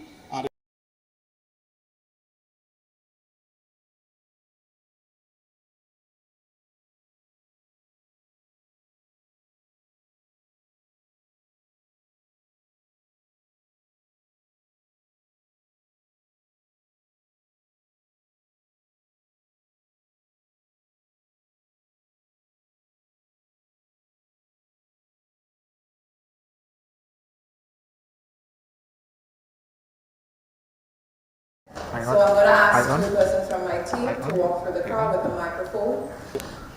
And if there's any questions, please raise your hand and someone will bring the microphone to you. So you can pose a question to one of the panelists. And before you begin, please inform of your name and then ask a question. And please stand. Also, please stand. My name is Ken George Dill from Cat Stores, and I must say that I was very impressed by the Minister of Tourism's presentation because I think it was comprehensive. It encompassed almost everything that we need to do. But I have a question for Mr. Pemberton. You spoke of sustainability. You see, in my mind, sustainability is the continuity, the positive continuity of any venture. But I embraced your suggestion of using technology to enhance customer satisfaction. But I'd ask you if you would like to comment briefly on the grassroots part of customer satisfaction in terms of the human resources part, where the people are connecting with the local people and the training of the local people in order to meet this desire for customer satisfaction. Because we have to understand expectation. Now travel is very expensive, so when a visitor leaves a country, they would have expended quite a significant amount of money. So the expectation is a lot different from going down to the supermarket to buy fish. Could you comment on that, please? Okay, very quickly. That is an essential pillar of sustainable tourism, right? That represents the people. So it's people, profit, and planet.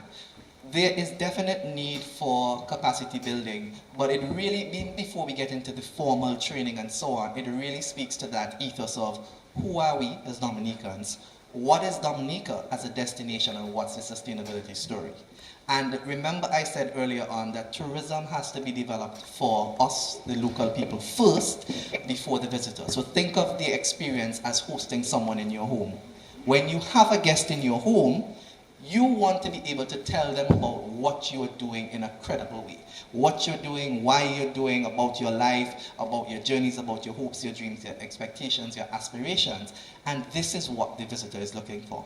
So separate and apart from formal capacity building training where you might learn what are the principles of customer service and so on, that ability to say, what is Dominica, what does it mean to me, what does it represent, and how is my destination different to other destinations is a major differentiating factor. So I'll stop there. Thank you very much, Mr. Pemberton. I have a question at the back and then a question from one of the Dominica State College students. Good morning, everybody. My name is Danny Reed, and I've been attached to the Ministry of Tourism for a very long time.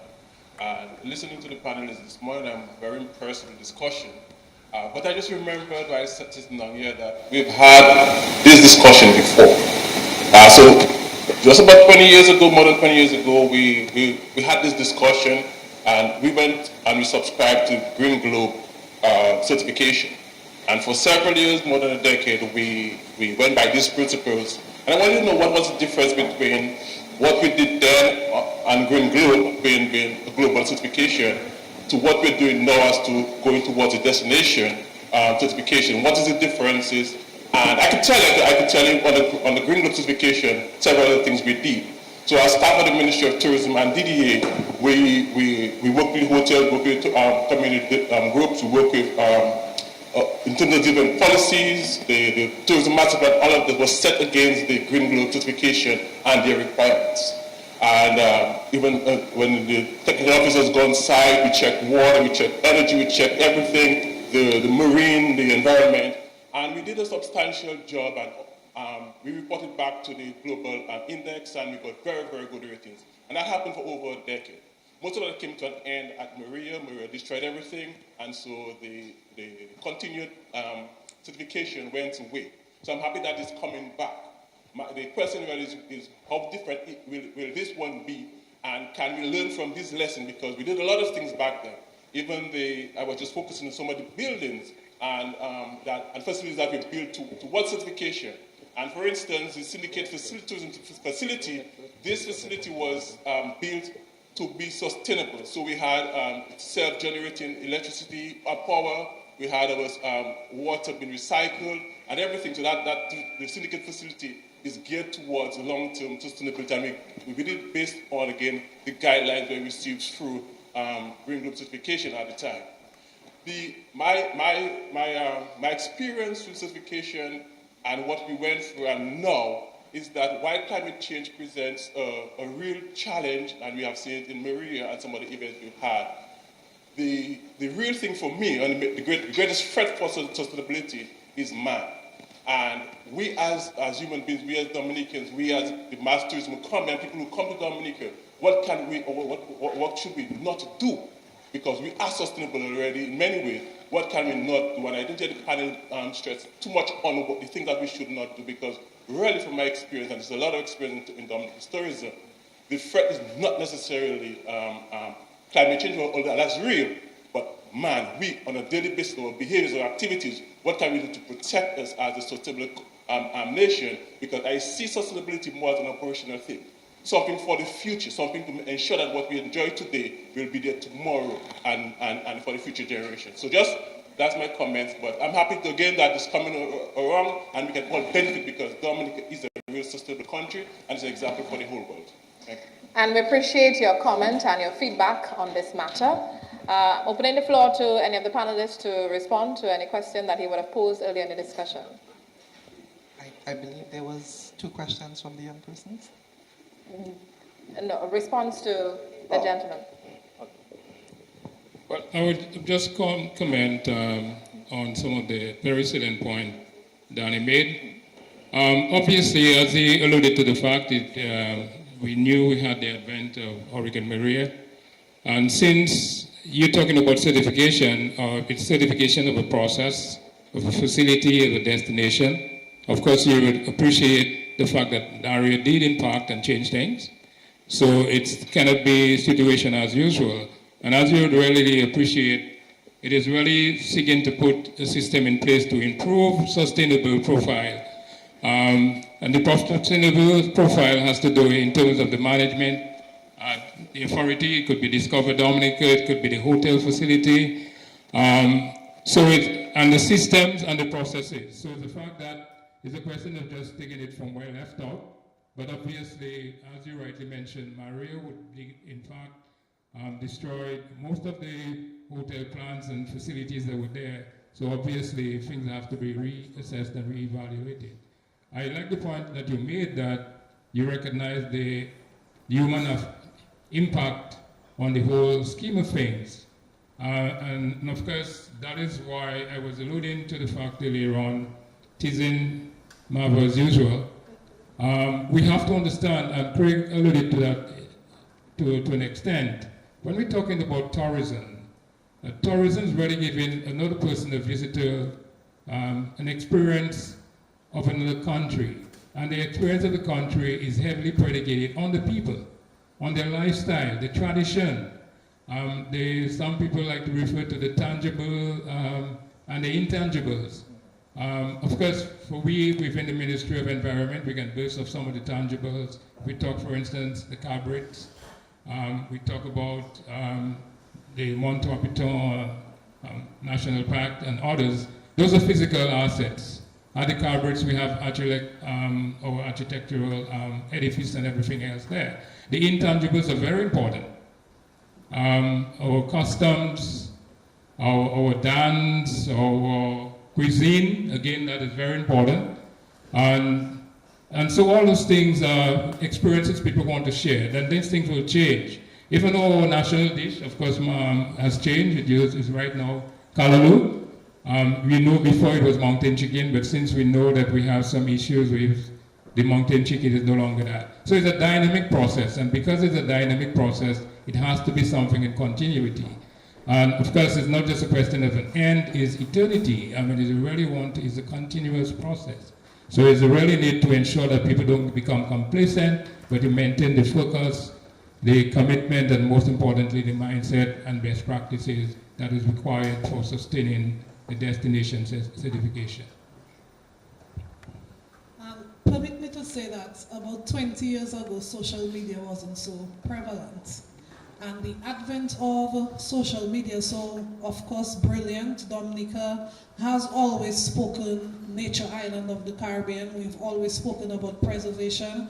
Even when I was a child, probably younger than everybody here, well, except for Monel. I remember the echo of tourism is everybody's business. So we've been speaking the tourism messaging for years.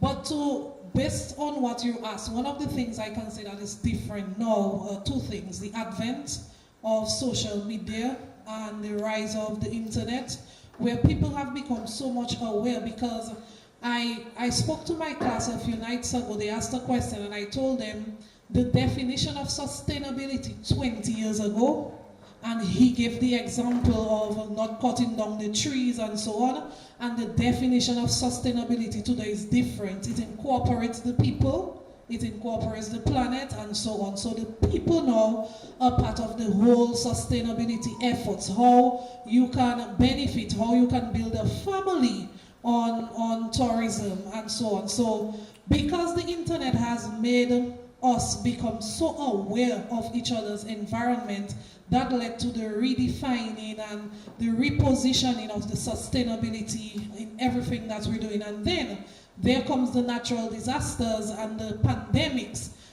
which we do not have control over. And that COVID-19 pandemic sort of even opened up the awareness to so many things that we did not pay attention to 20 years ago. And I think that was good. And of course it was bad because, again, the internet, people were sitting at their homes. People wanted experiences. People wanted to do things. They were viewing more. They were reading more. And that has changed the whole trajectory of the perception in terms of what is needed to really be certified and to really be defined as a sustainable destination. You mentioned the people are very important. Everything that we're doing when it comes to sustainability has to be driven by the people. And again, we say in Dominica, we're very community tourism based, and then the training and the ownership when it comes to the tourism and the sustainability aspect is very important. So even now, I know that the Ministry of Tourism, we're putting initiatives in place, and that is why gentlemen like Kennedy are here to sort of talk to the students of the State College and all those who are viewing and listening and reaffirming the importance of sustainability. And right now, in everything that we're doing, all the training when it comes to customer service, when it comes to talking to the tour guides, the vendors, the people at the airport, everybody we're talking to, the message of sustainability has to be the centerpiece upon which we build and communicate that information. Thank you very much, Ms. Williams. Feedback also from Mr. Sant. He wants to add his voice. 30 seconds, promise. Thank you. There's just one thing you mentioned about that you made a lot of changes already to Dominica. Now, in my opinion, there's no change that needs to be done. It's improving what's already here and educating the youth of today and the local communities. Yeah? And that is something easy that we all play part in and that we can all do together. You know, so let me just say, it's not making change, it's just improving on the infrastructure and everything that Dominica's already doing. Well, thank you very much, Craig. Mr. Winston wants to chime in. Thanks again for the question, Mr. Reid. I remember Mr. Reid and myself discussing the same marine tourism some 20 years ago. And you were right. Today, the push for tourism is stronger, it's louder than it was 20 years ago.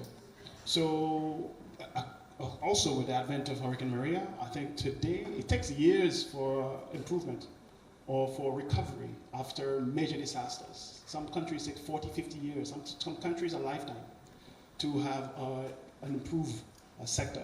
Tourism sector is very fragile, extremely fragile, and that's why we advocate the fact that we are so important to the tourism sector. We have to make sure that we hold it and we nurture it and we grow it, as every human being on this island do. We have to keep it important in our lives. So I think even today, Mr. Reid, that we advocate more now with more marine sector initiatives like the marina. I think the marine sector itself will welcome the marina if done properly, and we advocate if done properly. We have moorings structure within our shores, from Portsmouth Bay, Douglas Bay, to Mary Beach, and hopefully in Newtown, yeah, and then hopefully I think there was discussion in the future to do some small amount of moorings within the Soufriere-Scottshead gap, that area there, to improve the Soufriere-Scottshead sector, community sector. So with all this push now, more push to tourism, I think now it will last longer, a lot of yell, cry for a sustainable marine destination. Thank you, Mr. Winston. Let me just take 30 seconds to deal with the tail end of your message. We've talked a lot about the things that we should do, but I want to focus on the things that we shouldn't do. So this is my top 3 in terms of the don'ts. Don't leave out civil society at the decision-making table. A lot of times we get focused on this is what government wants, and the private sector gets a word in because they have the money and they can say, well, they push government in this direction. Host communities are at the core, the very heart of the Dominican experience. And so we shouldn't develop for, but develop with host communities. So that's my first don't leave out civil society. The second don't overcomplicate the message. Again, there's a lot of, well, what are we actually talking about when we're talking about sustainable tourism? The answer to that question has to change according to the stakeholders you're talking to. When you're talking to youth, make it personal to them. You're talking to the businessmen, make it personal to them. Talking to government, speak their language. My third don't go against your core brand or value proposition. The market is unforgiving and will punish you severely if you brand Dominica as the nature island, and when I land expecting the nature island, I am seeing mega high-rises that are totally outside of the landscape. The use of water resources is crazy. There are theme parks and all sorts of stuff. I go, I didn't leave home for that, right? I will personally take you to task on social media. So the market is unforgiving, never forget that. We are watching, we are judging whether you like it or not.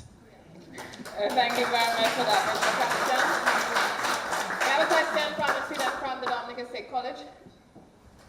Good afternoon, everybody. I have one simple question. How successful would you say we are at implementing the SDGs? And what approaches would you say to the authority that's holding us accountable? And lastly, how can we raise awareness with the local individual on the ground? When I get your name, please. Oh, sorry. Lennon Ogis, here of the DSC, and this is our Sustainable and Eco-Tourism class. So this was a really good panel discussion for us. Thank you. And thank you for your question now. I think those are really good questions. I guess let me work my way up. The man on the ground, it has to be personal, right? You need to understand, and this is how I got into tourism. I grew up every day in St. Kitts and Nevis, washing dishes in my kitchen. I could see cruise ships coming into the Bastia Harbor. And I started thinking, well, who are these people and why are they here and what are they doing? And like you, a young person, I was, afforded the opportunity to participate in the CTO's Tourism Youth Congress to represent my country. And that's when I made the decision then and there. This is an industry I want to have a career in.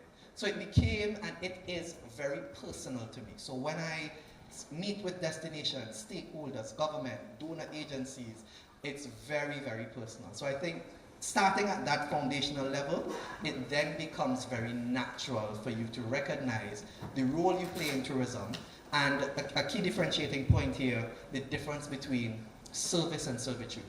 Because a lot of us still make that mistake, we still have that confusion as to, well, why do I want to serve an outsider? It does not make you less of a person. The kinds of experiences that I've had meeting people I have never met in my life, and just being able to connect with them on that human level. This is what tourism is about. Forget the fancy high-rises and the developments and the tours and so on. At the end of the day, you can have the best airport, but if when you land the immigration officer is unpleasant, the immediate detrimental impact that has on the whole experience So we need to be able to find those human connection touch points, and this is how Dominica can differentiate itself. So particularly as a young person, think of the opportunities for entrepreneurship, think of the opportunities for self-determination. I made the decision formally about 3 years ago, I do not want to work for anybody else. I want to have my own organization. I want to be my own boss, set my own hours, and tourism has allowed that for me. Thank you very much, Mr. Pemberton. In the interest of time, we allow for 3 more questions before we wrap up. We have some more questions from students of the Dominica State College. Okay, good morning, everybody. My name is Niall Grove. As we go deeper into the conversation about sustainable tourism, we see other Caribbean countries take bold steps when it comes to preventing pollution and all that. When is Dominica going to take one of those defensive actions like banning plastic like Antigua did? When is Dominica going to take one of those steps? My second question is, as we prepare to launch, well, it's already launched, but as we prepare to welcome the tram system, how is Dominica moving forward to implement sustainability within that tram, that tram system project that we have coming about? It's open to anybody. Thank you very much. Thank you very much, Niall. Mr. Blackmore. Yeah, thank you. Well, Niall, you just should make us know what your age is. Because years ago, Dominica did implement laws for banning plastic, single use of plastic. So it's a question of maybe enough people are not being arrested for still disposing plastic indiscriminately, but the law is there, banning the single use of plastic. So that is one we have to really rethink to ensure that we really adopt better environmental practices by just being more responsible with our disposing. What was it? Oh yes, very good. Well, that's the best question of the day. I don't want to offend anybody else. You're really forward looking. The thing that we have to understand, there's always a downside to everything. And the downside to tourism sometimes can be, and Pemberton alluded to that, the seeming invasion of space at one time, especially the small population. But in the case of the tramway, what you will find, think of the tramway or the cable car not being there. You would have maybe a situation with exodus of people having to walk along the trail to go through there. What you could have is a number of negative things coming as a result of that. There's something that you know as an environmentalist to be very soon, I trust. Land degradation. The fact that you have a lot of people trampling along the edges of sustainable slopes and sometimes will cause landslide, the trigger of landslides. What you'll also have people walking into along the trail, and Mr. Winston alluded to that, indiscriminate disposing of waste or litter, pollution again. You know that in the space they will have wildlife, their natural habitat. Of course, noise and other intrusion can disturb their habitat. And even in terms of exposure to other natural resources like water and everything else, pollution, because you know people can sometimes dispose of their human waste within the environment as well, that goes into contaminating our water sources, especially in the mountaintop, where the sources emanate from. So without the tramway, that is the kind of level of risk and vulnerability that you have. With the cable car now, what you'll have is people having an aerial tour that is distinct from interfacing with land. And so what you will have is that interaction with the direct land space, you wouldn't have that anymore. So you'll find it will reduce pollution, whether it's noise and whether it's environmental solid waste and matters, whether it's human waste, destroying of or causing land erosion or soil landslides and other form of land and soil losses. It will minimize that or reduce that as well. And what you will find, it will give more persons at any one time greater access to taking in the picturesque view that we have or and experiencing that wonder of nature that we have. So it is going to be a very positive impact on the tourism product, and it will allow the DDA and the Ministry of Tourism to further differentiate the product. You will find various guests will come there. Some of them might be very rich people that maybe want to rent the tramway or the area. I keep on saying tramway, but the cable car for themselves. So it is really going to be adding a very wonderful addition to our tourism product, and at the same time enhancing further or lessening or diminishing the negative footprint and impact on our natural environment. Thank you very much, Mr. Blackmore. Question?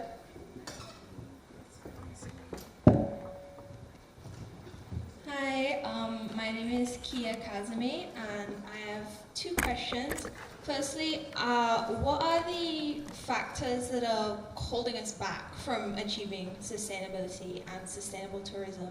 And also, what is being done to educate the locals on the importance of sustainable and ecotourism? Because I still see that there are many people that don't understand why we need this in Dominica. Thank you for your questions. Ms. Williams? Okay, to your first question, I wouldn't necessarily say that we're not sustainable or we're not a sustainable destination. You've heard all the examples, and even when Mr. Reid elaborated on the sustainability being a conversation and measures being put in place 20 years ago, what we're looking to do, or the journey we're on, is to be green destination certified. And you heard P.S. Blackmore mention earlier that in order for us to achieve that, we have to meet all the 17 SDGs, right? So we're looking to that. And I think you mentioned that we're around 90% away from achieving that. So to your second question, again, sustainability is something that has become even more powerful in the conversation. And one of the reasons why we're here together as a team of individuals is to continue to reinforce and to strengthen the messaging where sustainability is concerned and the importance of sustainability to Dominica. We recognize that from the higher levels we've been talking about sustainability, but we've not brought it down to the villages and to the schools, and that is a work in progress. Recently, you would have seen the government and the ministry meet up with stakeholders, I believe, in Trafalgar and in Wharton Waven, and the highlight of those conversations was to talk about the importance of sustainability and how the community fits in sustaining and making sure that the visitors have that brilliant experience when they come to Dominica. So all that is part of the process. It is a work in progress, and the intention is to build upon it and have those direct one-on-one conversations with individuals like yourselves and all the other stakeholders within society. Thank you very much, Ms. Williams. The question? And then... Okay, good afternoon, everybody. My name is Vanessa Southwell, and my question goes out to Mr. Blackmore. How is the government ensuring that all sectors, big and small, understand the concept of sustainability? Okay, very pointed question. First of all, the government is an institution. You will have the Ministry of Education to ensure that within the school curriculum and even at the school that you have an understanding and appreciation of what sustainability is all about. Very much so, sustainability to a very large extent has to influence the household level, at the family level. And so what you will find is the Ministry of Environment working in collaboration with community development, or something called local government. So we have community reach out. So by way of having various community meetings with civil society groups, that is also done as well.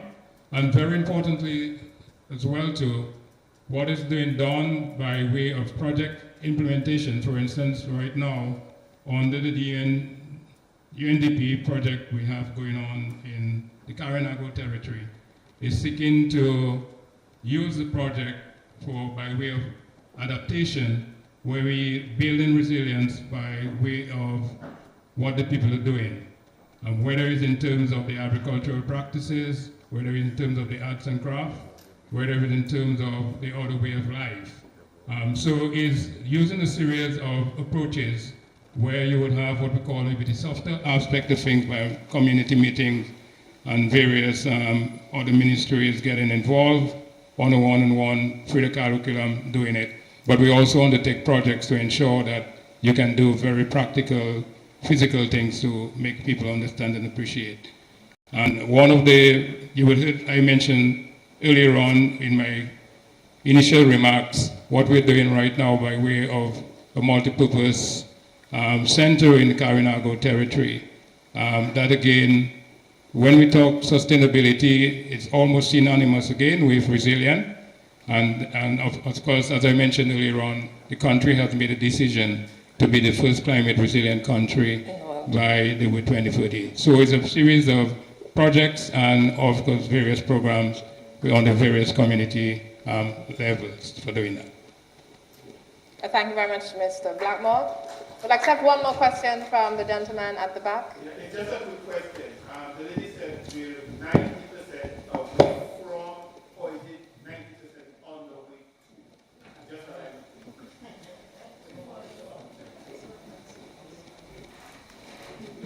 Well, it's more on the way. On the way because it's a continuous process. It's not one that you could get complacent. As I said, it's a very dynamic one, but it has to take the effort and commitment and consciousness of every one of us in the country for getting it done. But it's on the way. Thank you very much. I hope that satisfies your question. There's one individual with a question. Miss? Okay. So that means we wrap it up. I'd like to say thank you very much to all of you who asked questions. But before we close, there is something I want to inform you of, and that is a video competition from the Ministry of Tourism. Quick overview.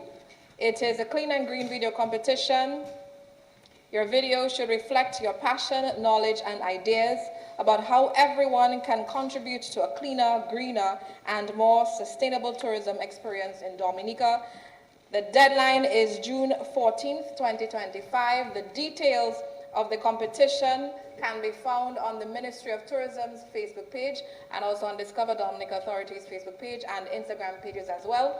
I encourage you, the students who are here, get on board. The winner will be a National Tourism Youth Ambassador for Dominica for 2024, from 2025 to 2026.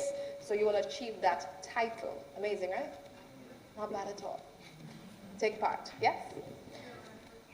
So get the information on their Facebook page. I want to say thank you very much to all the panelists for sharing your insights here this morning. Very informative and very thought-provoking. To all of you who attended here this morning, thank you very much for your questions and for your engagement. As we have heard, sustainable tourism is not only essential to protecting Dominica's natural environment, but it's also important for supporting communities and the economy.